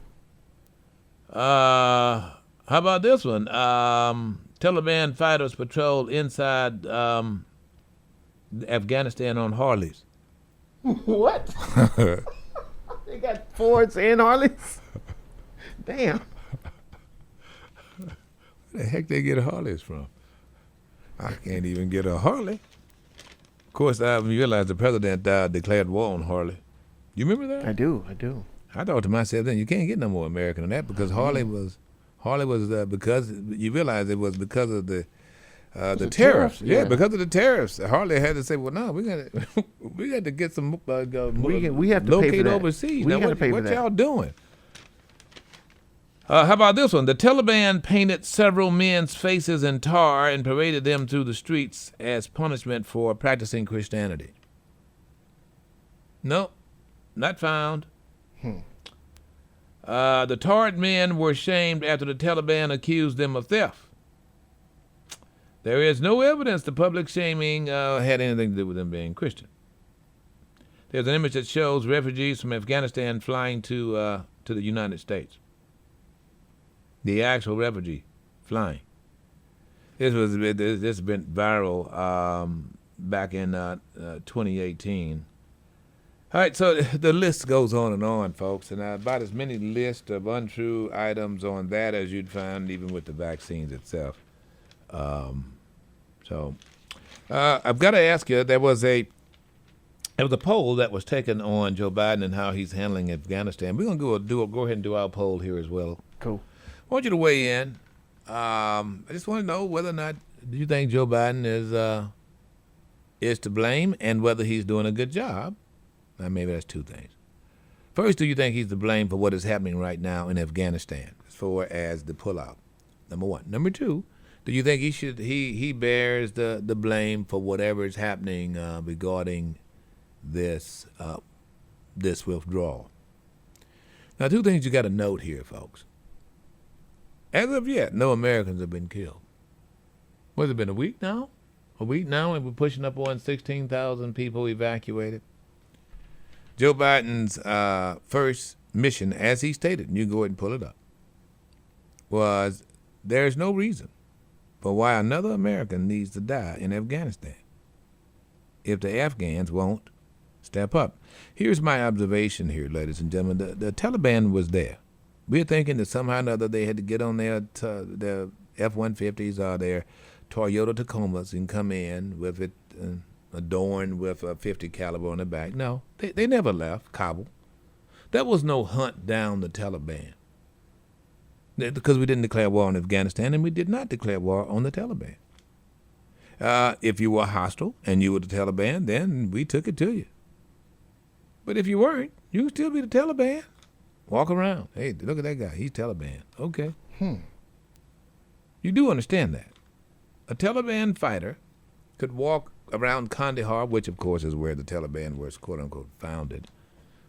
You know, they can walk around as long as they didn't have arms and not seeking to start anything. They're Taliban. There he is. He's Taliban. There was no hunt down the Taliban like there was a hunt down the Nazis, is my point. So, once we decided we were going to leave, and the former president said in May, changed that time to August, Joe did, said, okay. Now, here's what bothers me, and no one else is saying this but Rip Daniels. What? If those Americans in Afghanistan knew that we were going to get up out of there, don't you think they should have made it to the airport? I mean, that sounds feasible. I mean, in other words, and then given deadlines, I would have been there in May. I would have waited from May to August somewhere. Camping out. And right there near the airport, I'd be in stall number 27. Can't miss that flight. Let me tell you a true story. I was had an opportunity to go to Zimbabwe, and because I was considered a journalist, it was during the time Mugabe was ousted. Well, he wasn't ousted, but he was put in. He was, he got ill, and his second in command encouraged his wife to tell Mugabe, and I'm sure it was the end of a gun. Okay, look, you need to relent, need to give up his presidency. Mm-hmm. And so I'm going into, and actually I almost thought to cancel the trip, but ultimately I went ahead. I flew from Senegal all the way across Africa stopping from Senegal all the way to Livingston, actually, which is in Zambia, and went across the bridge there into Zimbabwe. And it's in a very plush hotel there across from the casino. And upon getting there, I was going to go from Zimbabwe. I was going to go to the Chobe Reserve. And upon being checked, going through the checkpoint, the person that was checking my passport saw that I was, my background, it was broadcasting and so forth. So he asked, how long are you going to be here? I said, well, I'm just going to go just for a day. We give you 3 days. Excuse me? In 3 days, you're out of here. I mean, it was just as simple as that. Mm-hmm. I didn't have to, there's no action, no explanation. So why is that? No. We made eye contact, and it was like, okay, but what was happening was they didn't want foreign journalists coming in during the time that Mugabe, they were passing the torch, let's put it this way. And then, of course, there was an election going on, and there was some opposition to the second to Mugabe, and it's their country.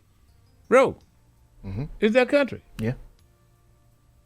So when I got out and landed in Johannesburg, I had to go through the checkpoint from Zimbabwe. In other words, they had to check to make sure I was out. It was so it was a very lovely Zimbabwean female there. Very lovely, charming, beautiful smile. And I went down. She said, "Oh, okay, that's you. So you okay? Then Mr. Daniels, yes. Okay, so you made it out."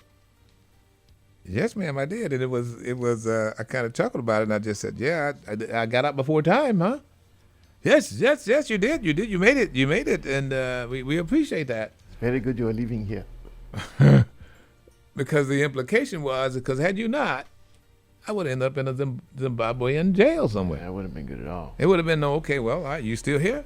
You still here? We told him he had 4 days. He stayed 5. He's still here. Get him. So my point is when it's time to go. You gotta go.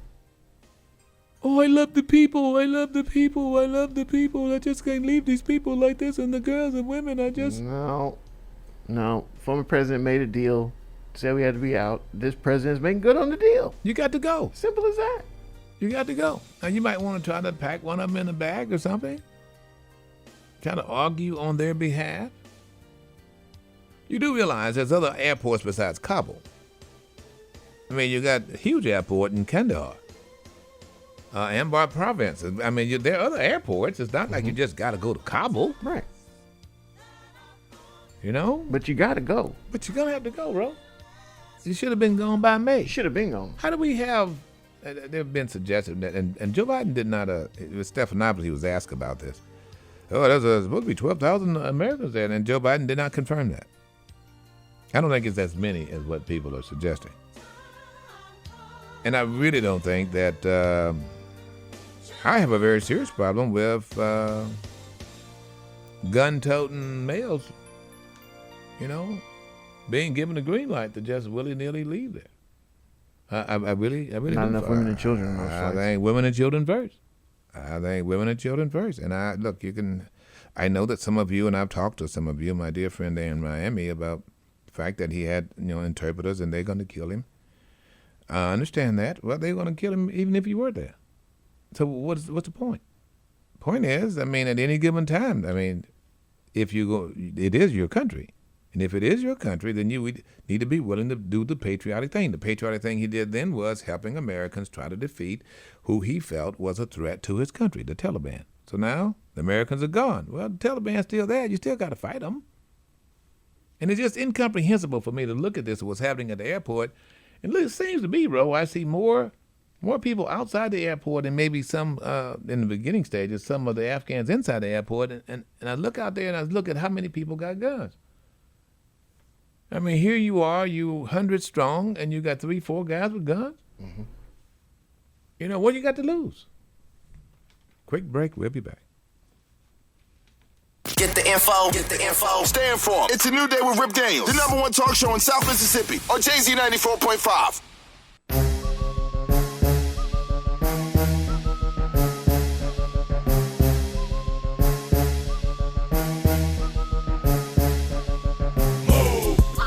Get out the way, get out the way, get out the way, move. Get out the way, get out the way, get out the way, move. Get out the way, get out the way, get out the way, move. Get out the way, get out the way, get out the way. Oh no! All right, folks, good morning to you. Rip Daniels here. Thank you for joining us. The show is called A New Day. There's only one rule. There's no such thing as a right or wrong opinion. Good morning, Lafayette, Louisiana. My friends down there at Poochie's. I call them Poochies. Good meats, by the way. Right down from Boat Bridge. Good area in the Cajun country. All right, 228-896-9455. That's the number to call.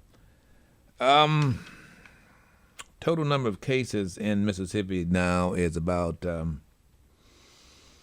413,000. Right at 414,000 people have been infected with COVID-19. Total cases in facilities of deaths. I'm sorry, no. That would be the cases in facilities is 10,000. 8,000 deaths. 8,047 deaths here in this state. And growing, ladies and gentlemen. We are still at the top of the list of the most infection-ridden state. And, yeah, you got 2 field hospitals now going up in and around Jackson.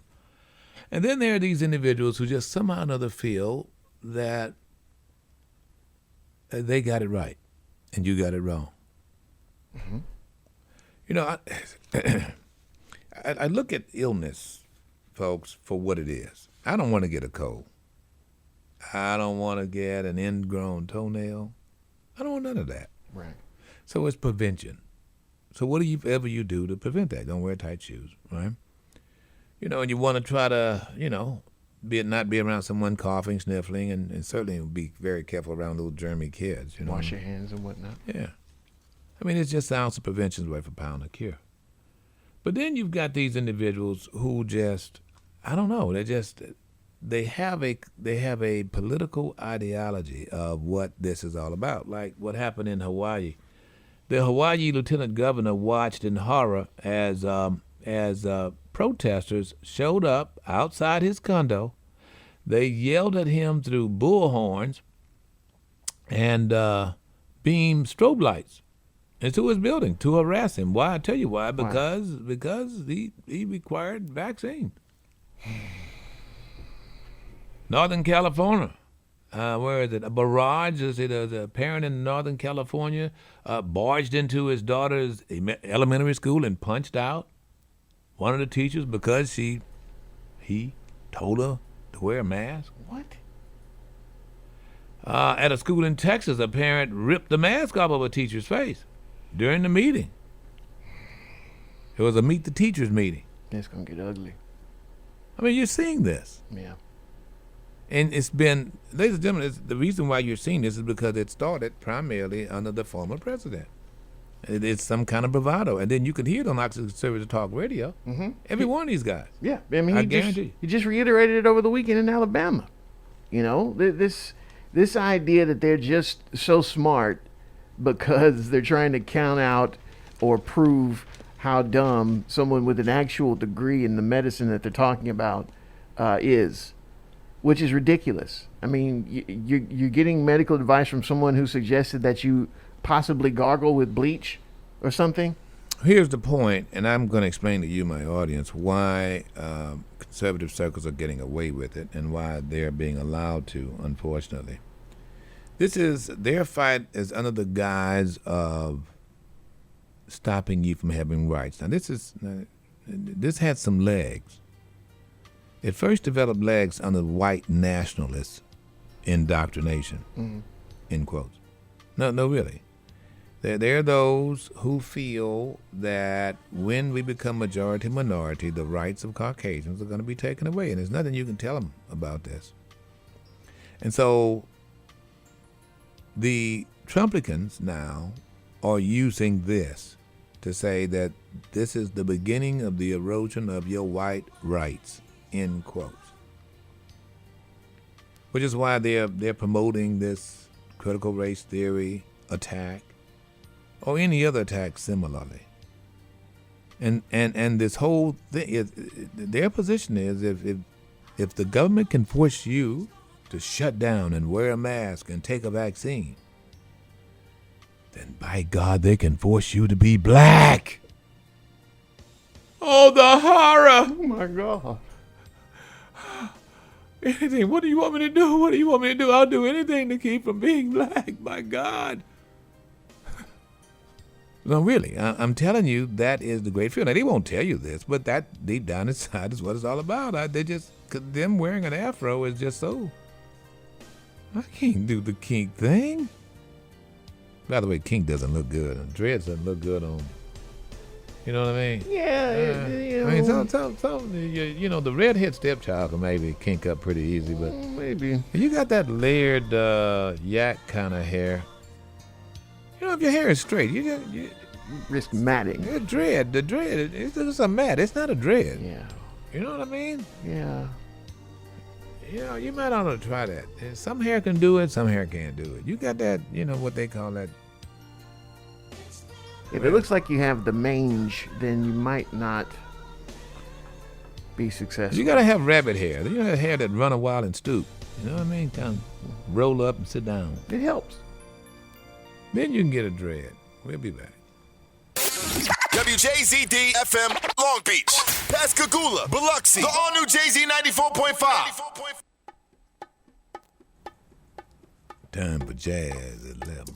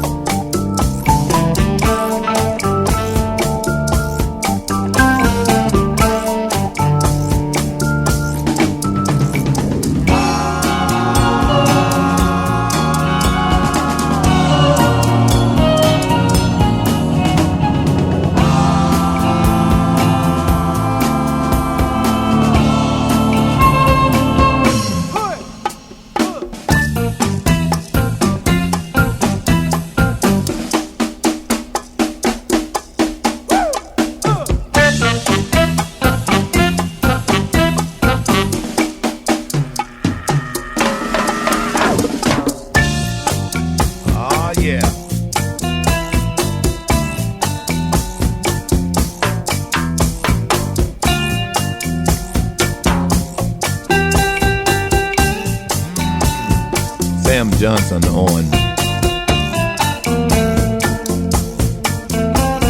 effects.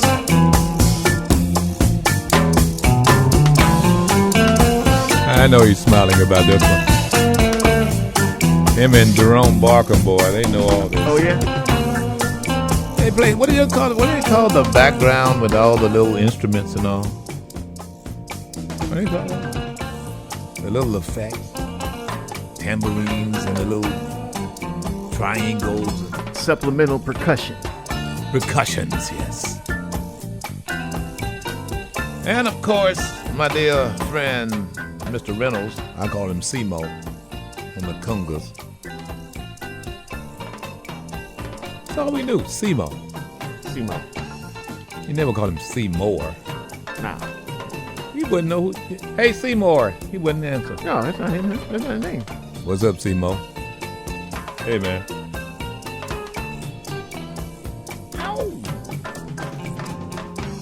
This is off the 1971 War album, the same one that brought you All Day Music, title cut.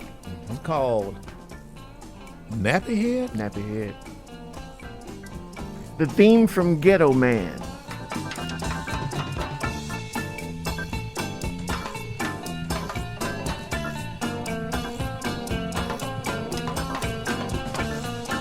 There was a time when everybody played in the band. You gave everybody some. Oh, yeah. Here we go.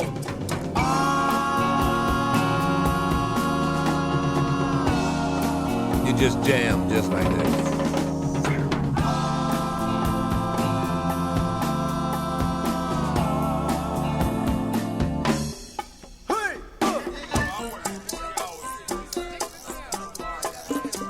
All right, folks, a little jazz montaz there. You like that, huh? That's your first time hearing that, isn't it? Well, yeah, that one. I don't have All Day Music. I've got the two of their albums on my old PlayStation 3, but I got to get this one. Yeah, and this was a heavy. This is heavy. This is, ladies and gentlemen, it was at the height of the Vietnam conflict, and many of those individuals who were listening to this were listening to it at Fort Polk and other bases, but especially Fort Polk. And War, the name of the group was War, and it was derived that name primarily because of war in Vietnam. We call them Wall. You know, this is before you had Lowrider, before you had Fort Dead in Ohio. Because the war was a... Before Cisco Kid. Yeah, before Cisco Kid. You're exactly right. All right, good morning. Rip Daniels here. Thank you for joining us. The show is called The New Day. One rule, no such thing as a right or wrong opinion. Usually on Mondays, we get caught up on all the stuff that happened over the weekend. We're asking you to grade one Joe Biden as to how he's handling the Iraqi conflict. I don't doubt that there are those who want to suggest, well, you know, just because Joe Biden happened to be a liberal, happened to be a Democrat, Rip won't criticize him. You're wrong. Joe came out and spelled out exactly what he considered as the most important, bro. Go ahead and put it up. What's the most important thing for him? It's not one other American needs to die for the sake of liberation of Iraq, because that's not what we were there for. We were there to get Osama bin Laden. Mission accomplished.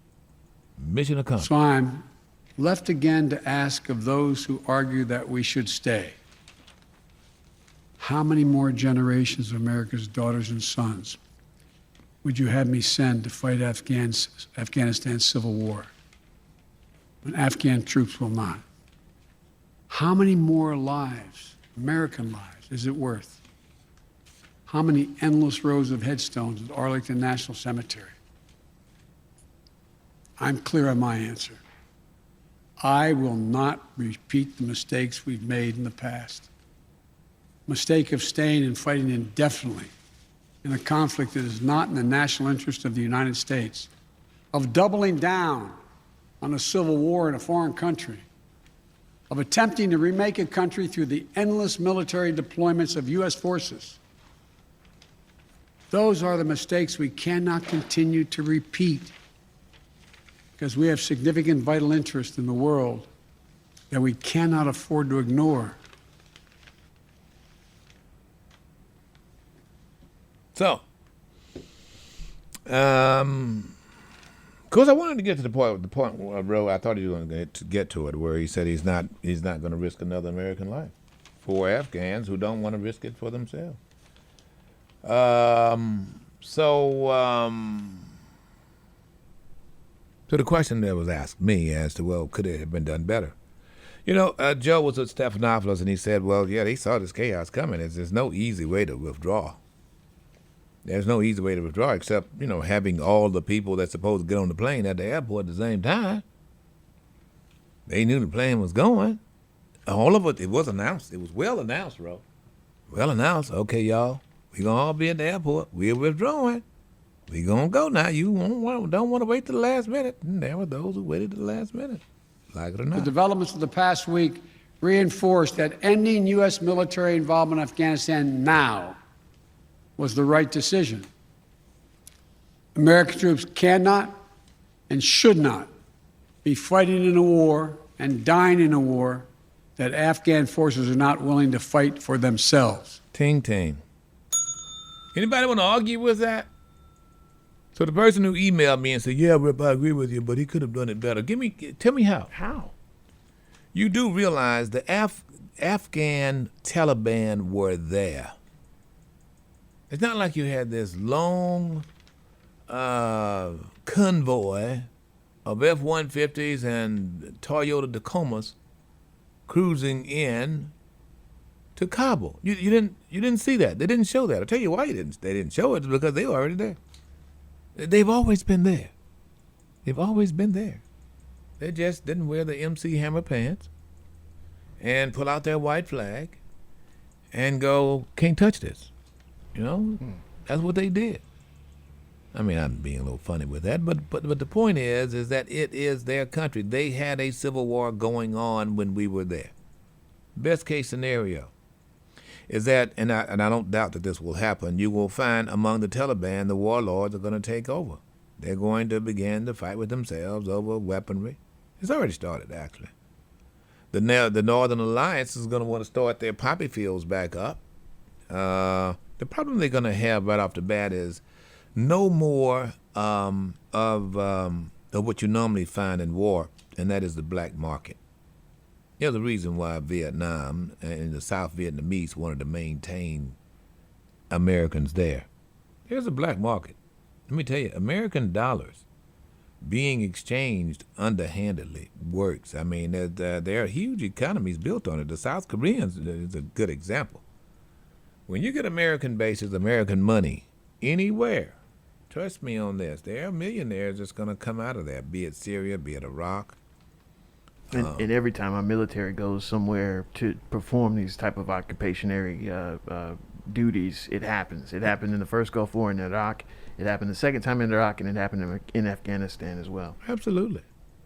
And what happens is that the lowly guy who's on the ground, right, because the stores get all bombed out and so forth, well, to get a box of Rice Krispies at wartime is top dollar, especially American dollar. American dollars become the dollar because, after all, the country's under attack. Its currency is under attack, and who wants it? You want the dollars of the big boys, be it the rubles from the Russians, or be it the American dollar, German. What do they have in Germany? What are those called? Deutschmarks. Deutschmarks. Okay, Deutschmarks. The franc from France. You know what I mean? You wanna get the pound from British. You want to get in. Germany's now in the euro, though. Oh, that's right. They are euro. Yeah, the euros. You're exactly right. Thank you.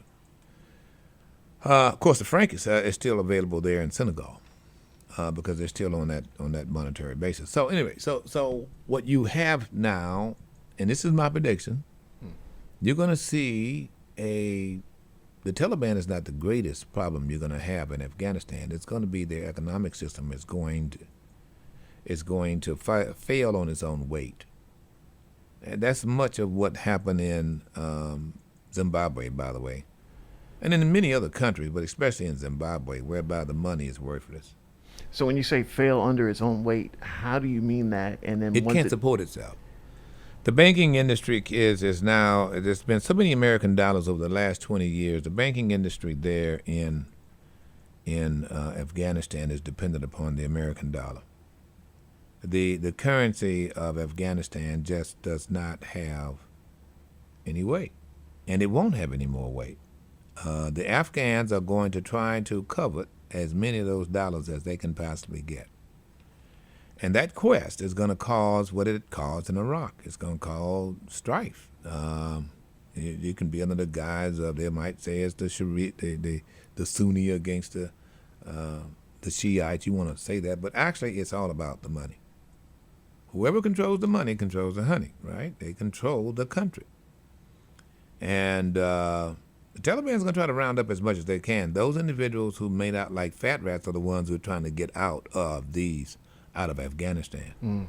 I can tell you right now, they want to get somewhere where they can spend their U.S. dollar because they know they ain't gonna be able to keep that money.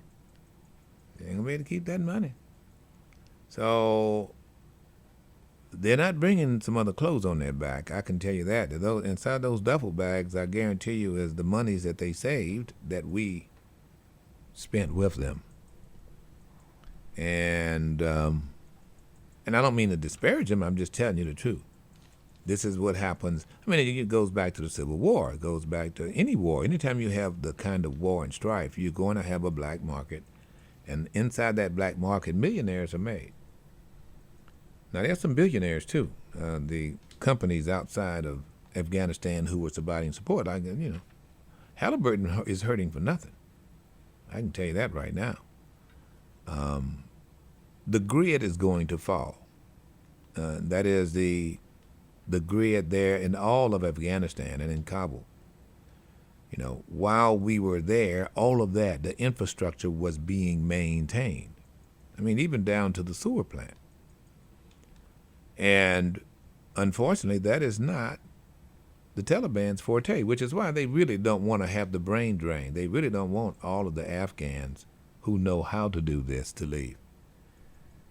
But the Afghans are those who worked with the United States, even not as interpreters, but just with the United States to put together the water system necessary on Bagram Air Force Base. All of those folks are people that the Taliban wants because they don't know how to operate it.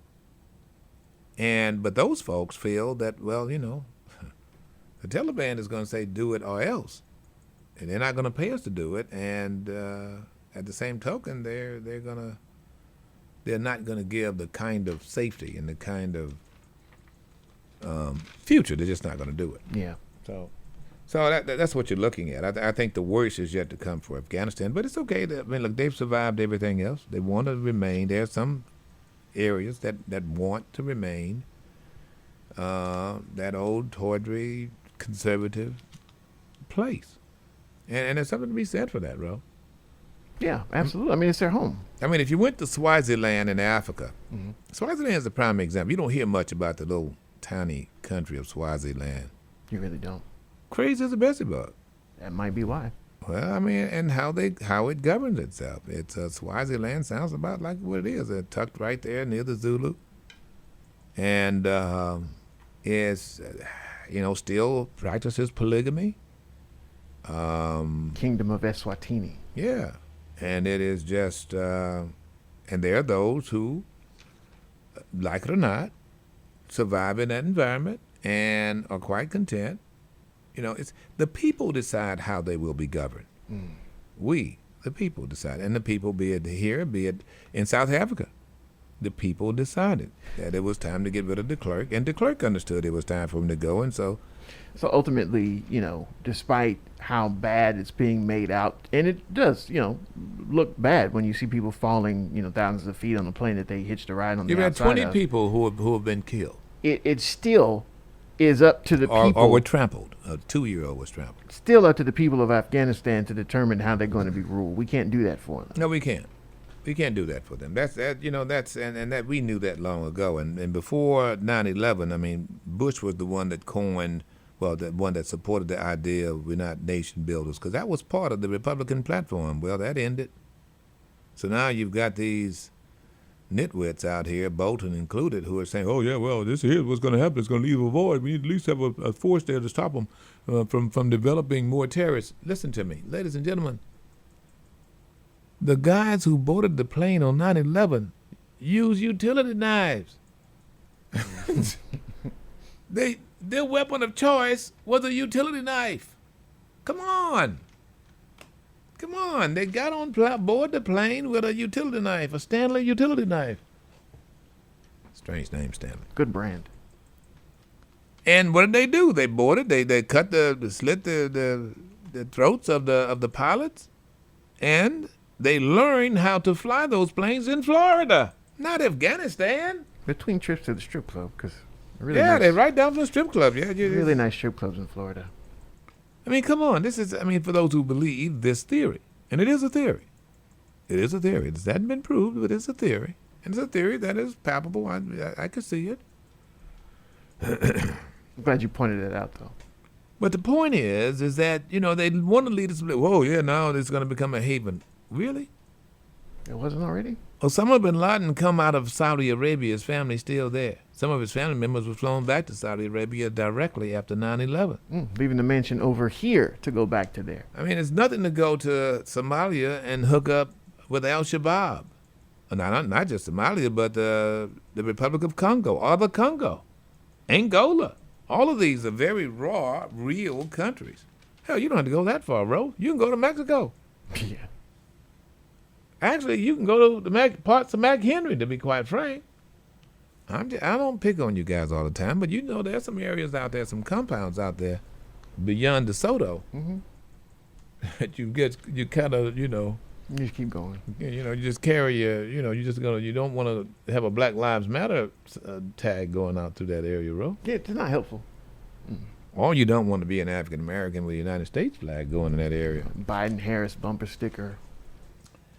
All right, 228-896-9455. The survey's been done, and right now Joe Biden lost a little market share. Now 54% of the Americans say, well, he's handling it all right. I really hope it resonates, though, that you know, that you really could not expect more. And if you think that the former administration would have done better, well, why didn't they? And really and truly, this is their timetable here. This is the deal they cut with the Taliban, not the Afghan government. But some responses to how Joe is being graded here. Gaynell says, I feel he has handled it well. The U.S. gave 21 years helping a country that folded when things got tough. Why spend billions on a country that don't want to help themselves? In my opinion, they use the United States. We lost so many for what? So yes, Joe Biden did well. Ruby says, grade A, President Biden is doing a great job. With so much going on now, the weather, Afghanistan, Haiti, COVID-19, what more do people expect? He's doing a great job. 3 smiley emojis. All right. 228-896-9455. Caveman, you're next. Good morning. How are you? Good morning, Mr. Daniels. Good morning to your staff. Thanks for taking my call. Mm-hmm.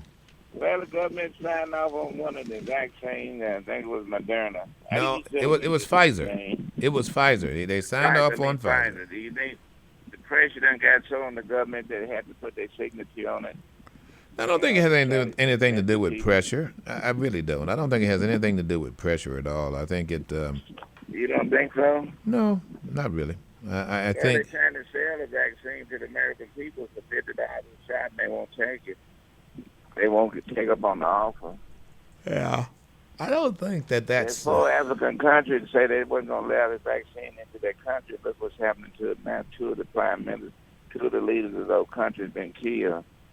Look at Haiti. They dropped a bomb in the ocean, and now Haiti is suffering with an earthquake. 1,000 people probably going to end up being missing or killed. Where'd you get that? Where'd you get that? Dropped a bomb in the ocean, and now Haiti is having an earthquake. That's what created the earthquake, Mr. Dane. They dropped out there 40-ton megaton bomb. That's what created the earthquake. I've never heard that before. This is a conspirity. Where are you getting your information? Who dropped the bomb? Where are you getting your information from, Gab? Well, are you denying that they hadn't trying to pay people to take the vaccine? Well, yeah, they're paying people to take the vaccine, encourage them to take the vaccine. Why, Mr. Daniels? Why? Because why do they pay us to take it? Well, let me tell you why I think that was the reason. Is because they know that a vaccine has not killed anyone, not nearly as much as COVID. They know that it impairs the illness. They know that, and there's plenty of information, Cam, and you know that information. I guarantee you, you know people. I know there's a lot of it out there, but why? You know there's people who have died that you know. The side effects. There's no side effects. I've not had any side effects. Mr. Daniels, there's thousands of people out there suffering from brain lapse. I don't know of one of those people. I don't know of one of those people, my brother. Do you? You know? Do you know any people? I know people who have died of COVID who didn't have a vaccine. I've been reading about them. I read about them every day, Mr. Daniels. Well, if it's the same people that wrote that somebody dropped a bomb in the outside of Haiti, then You know. Well, the Navy did detonate a bomb off the coast of Florida, but Yeah, that was the mega bomb. That was the bomb they And used look what in North happened Korea. A few days later, a massive earthquake in Haiti. Oh no, How many that's miles not from Haiti true. was that bomb? That's not true. That is true, This is Mr. out from. Daniel. This is out Haiti in. was- The bomb was dropped in the Gulf of Mexico. It didn't even. How big was that bomb? How big was it? Oh, it was the largest. It was one of the largest bombs. What do they call it? The mother something? We talked about that. And you don't think this related to that Nah. earthquake in Haiti? No, you realize they're dealing with Come plates on, there. They're dealing with being the shifting of the plates, but also I think it's part of a caldera. The caldera is the outer crust of a former volcano. When you go on those islands, let me just tell you, when you go on those islands, be it Haiti, even parts of Jamaica, certainly Barbados, they will go from a sandy beach to a peak that is 20, well, maybe between 18 and 20,000 feet. They're it's like a mountainous area, very, very steep, not unlike what you'd find in Afghanistan, except for the foliage. You know, they're very, a lot of tropical. It's very tropical. So no, I don't think it's as a result of a bomb. I think it's as a result of it being in an area that has been prone for having earthquakes. Mr. Daniel, now I want to ask you about this Pfizer sign off by the government. Why did they pick Pfizer? I mean, and at this time, why not? Why didn't you sign off on all three of them? You know, Pfizer was the first. Did you know that Pfizer was the first to step out? And by the way, it was not under Donald John's warp speed. They did not accept the warp speed money. You know that they did it all in house. In other words, so who's gonna be next? Who's gonna be next, Moderna or Johnson & Johnson? Oh, you got me on that one. I have no idea. You know what I think, Mr. Dane? Now, you said there's no pressure. Now, the government done spend millions and billions of dollars on advertising, pushing this vaccine. They even done come out with a gimmick by paying you $50 to go take the shot. And there's other gimmicks going around, too, that they promote churches to do this and do that for their congregation just to take the shot. Don't you think this is a little bit too much trying to convince the people? Well, let me ask you good, this. If it's so safe, why are they putting all this money into trying to convince the people to take it? I mean, Coca-Cola is a good Coke. You don't have to pay me to drink Coke because I like. I could tell you why. You're sitting right there near a hospital that doesn't have beds. So get sick and see what happens. It doesn't have to be COVID. Oh, I know that. I know there's makeshift set up units outside the hospital. That's why.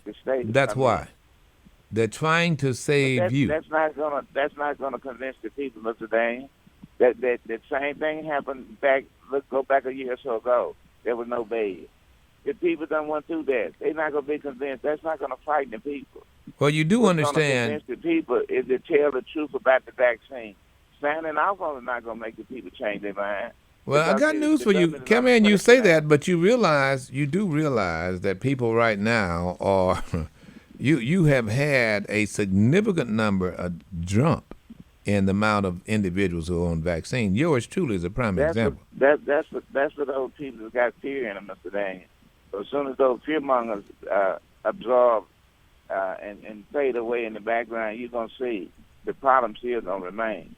You know, Cap, man, if what you say is true and it works for you, I'm fine with that. But just keep in mind, if you're wrong, then there's going to be someone who. I don't want to be right, Mr. Dan, and I don't want to be wrong. I want the government to prove to me that it's safe, that I'm not going to suffer down the road 3 or 4 years from now. I have a heart attack, or my liver stop working, or my kidneys fail me. I want them to when they sign off on this, guarantee me that's not going to happen to me. Here's the problem. I think they cannot guarantee me that. I tell you what. Let's make a deal. If they can guarantee you, that you will not die from the vaccine, Can you guarantee them that you won't die without it? If they can guarantee me, if I take the vaccine and won't die, then I'll take the vaccine. But no one has died as a result of the vaccine. I want you to know. And if so, it's been very few. Mr. Daniels, that hasn't been proven now.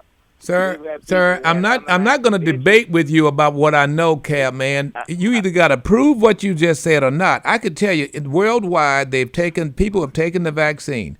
Has there been some abnormalities? Has there been some blood clots? Yes, there's been some of that. There's no doubt about that. But just in and by itself, taking the vaccine has not been reported to kill someone. And it's not just the government saying this.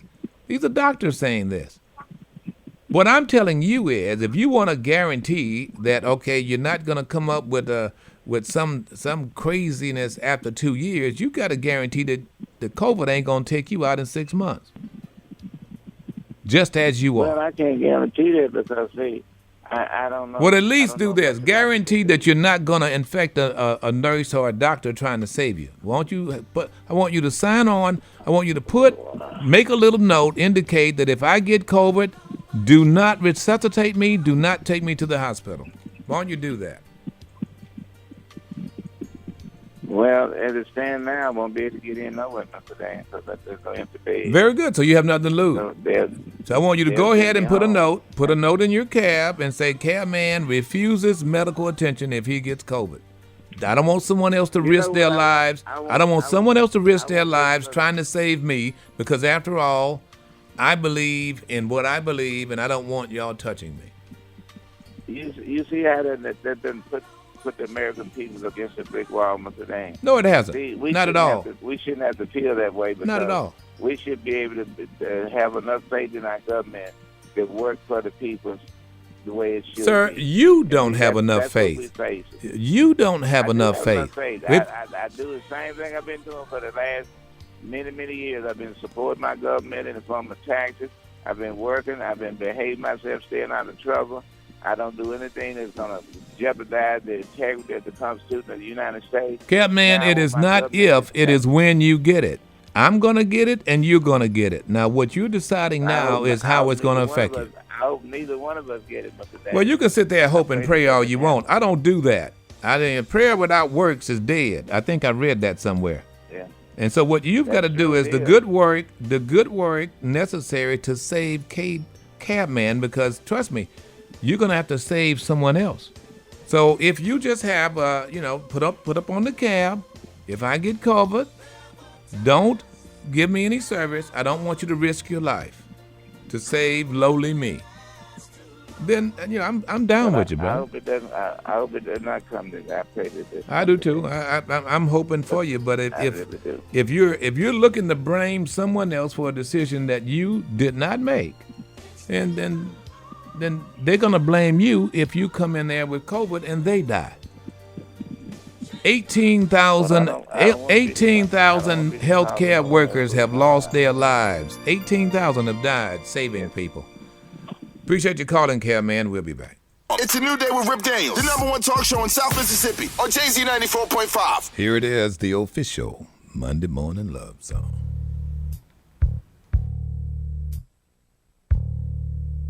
If this world were mine, I would place at your feet all I own. All that I own. You've been so good to me. This world were mine. If this world were mine, I'd give you the flowers, the birds and the bees, and your love beside me. That would be all I need.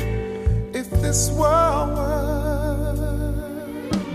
mine, give you anything. I'd give you anything.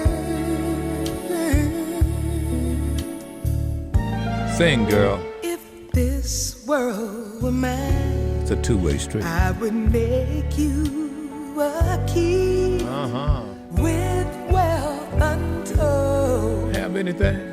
you could have anything if this world were mine. Someone do something for you, you gotta do something back. Gotta be some reciprocity. Give you each day so sunny and blue. And if you wanted the moonlight, I'd give you that too. If this world were mine. Well, it's not yours, huh? So therefore, you're going to write me a check. How about that? Love is an action verb. It's not just a state of being. You can't just be in love. You got to do that.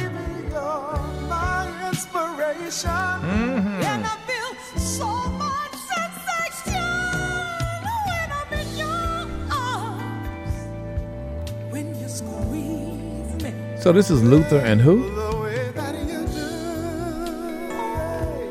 I can't think of her.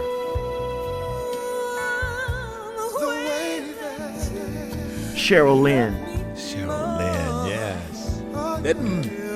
Didn't Marvin Gaye and Tammy Terrell do this? Who did this first? Give me plenty of loving. Mm-hmm. It is Marvin Gaye, isn't it? Yes. Marvin and Tammy. All right, let me hear Marvin and Tammy.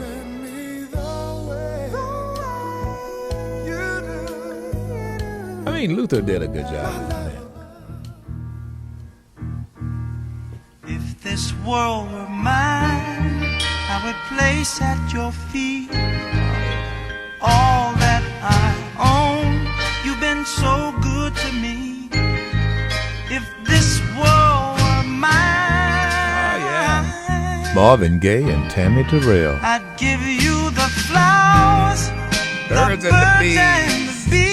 Your love For beside with me. your love inside me, Be all I that need. would be all I need. If this world were mine, I'd give you anything. If this world All right, folks. Thank you for that. That was good, bro. Well, when did this one come out?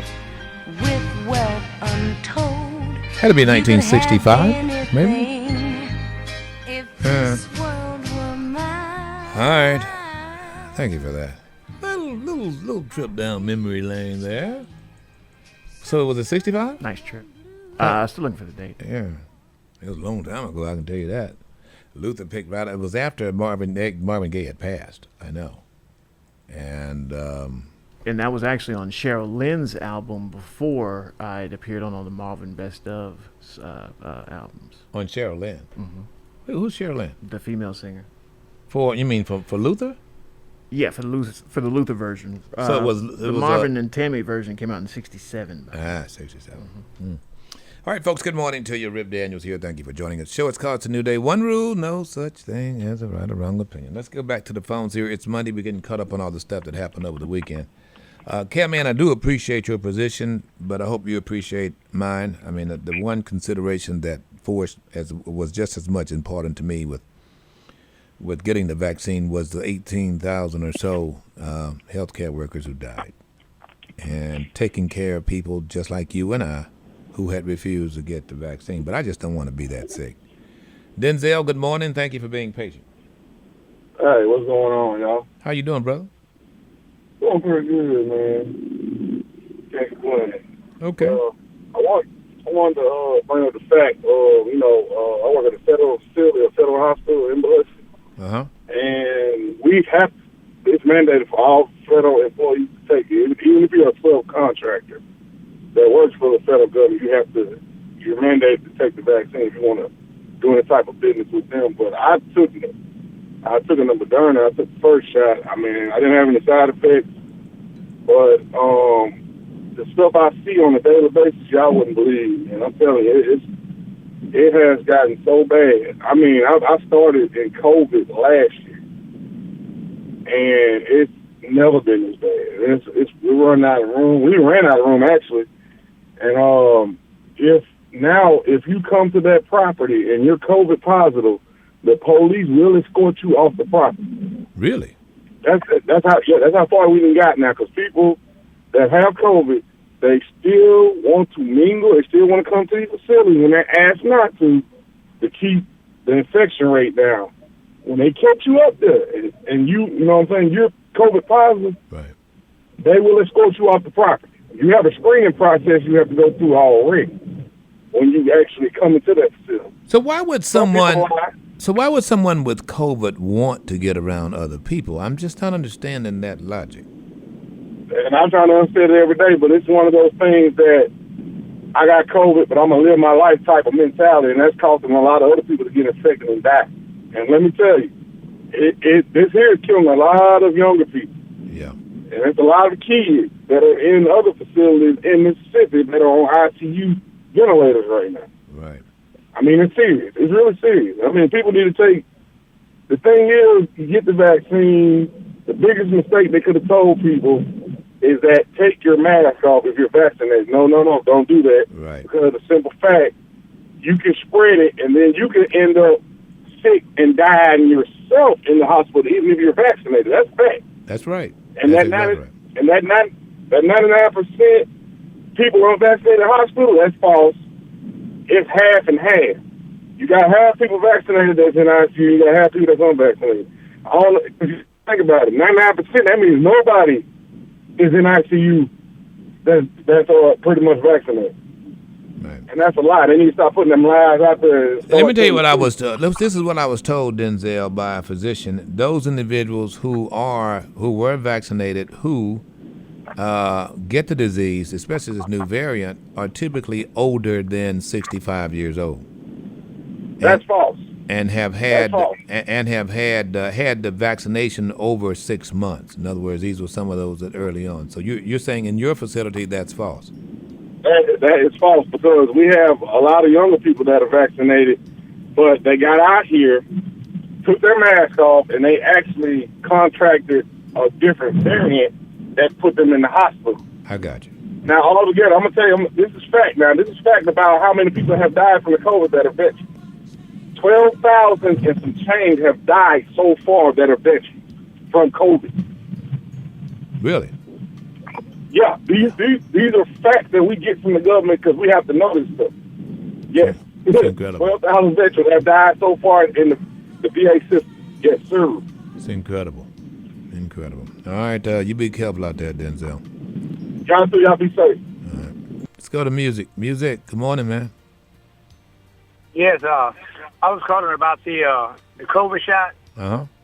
I guarantee you, if they were just giving the vaccine to only white folks, that would be fighting in line, and vice versa. You think so? You said no. If it's being denied one group or the other, they'll be raising hell.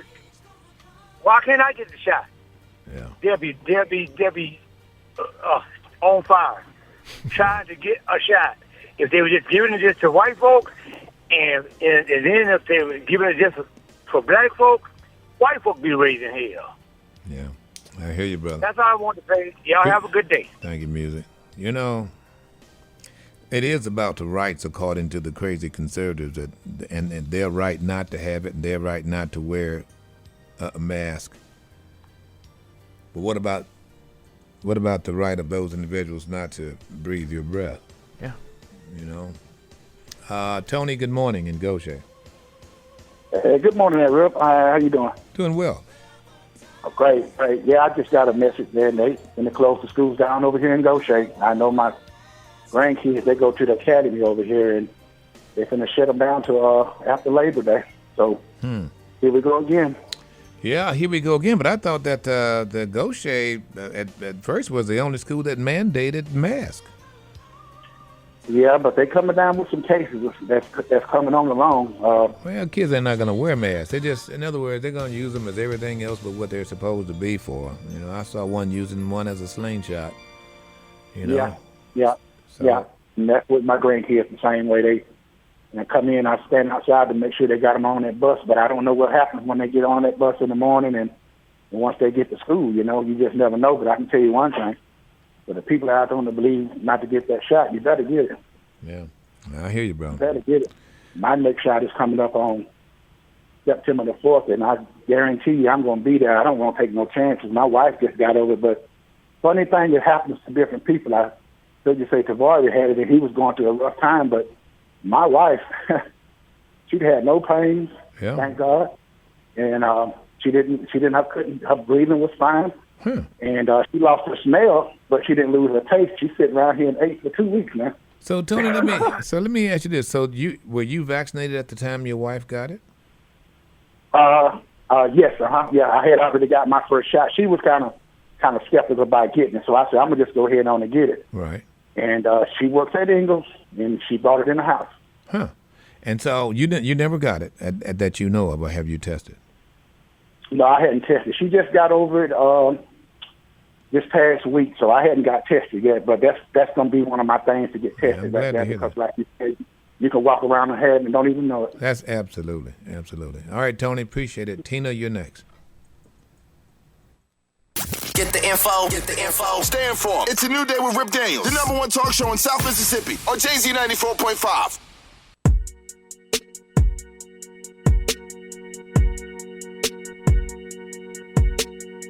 So you're still thinking of me, just like I know you should. I cannot give you everything, you know I wish I could. I'm so high at the moment, I'm so caught up in this. Yeah, we're just young, dumb, and broke, but we still got love to give while we're young, dumb. Young, dumb, and broke. Young, dumb, and broke? Yep. Young, dumb, and broke. This is the real song? Young, dumb, broke high school kid. Yeah. All right. Young, dumb, and broke, but you need love too.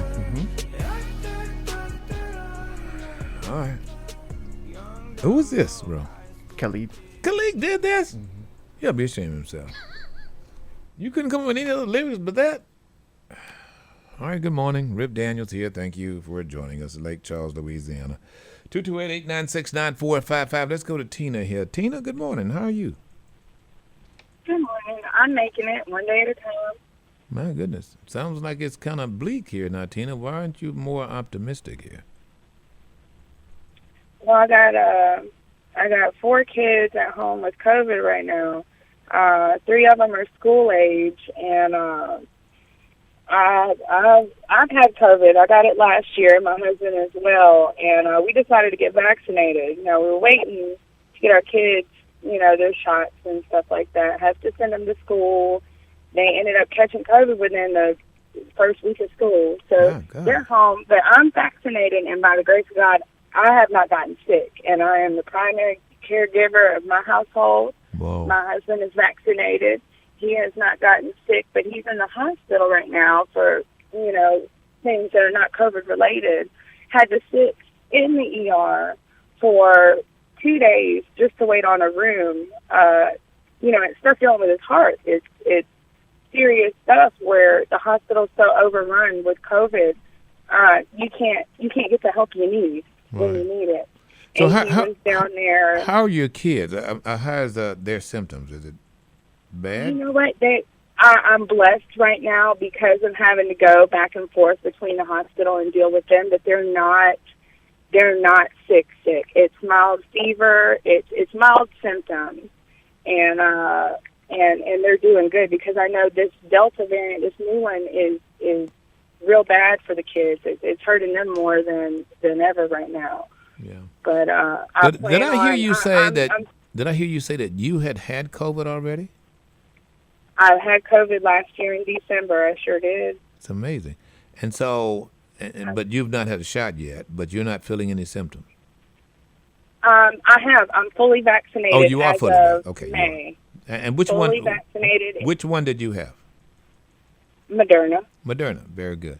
Okay, and so your husband is having a procedure done, but it's very difficult.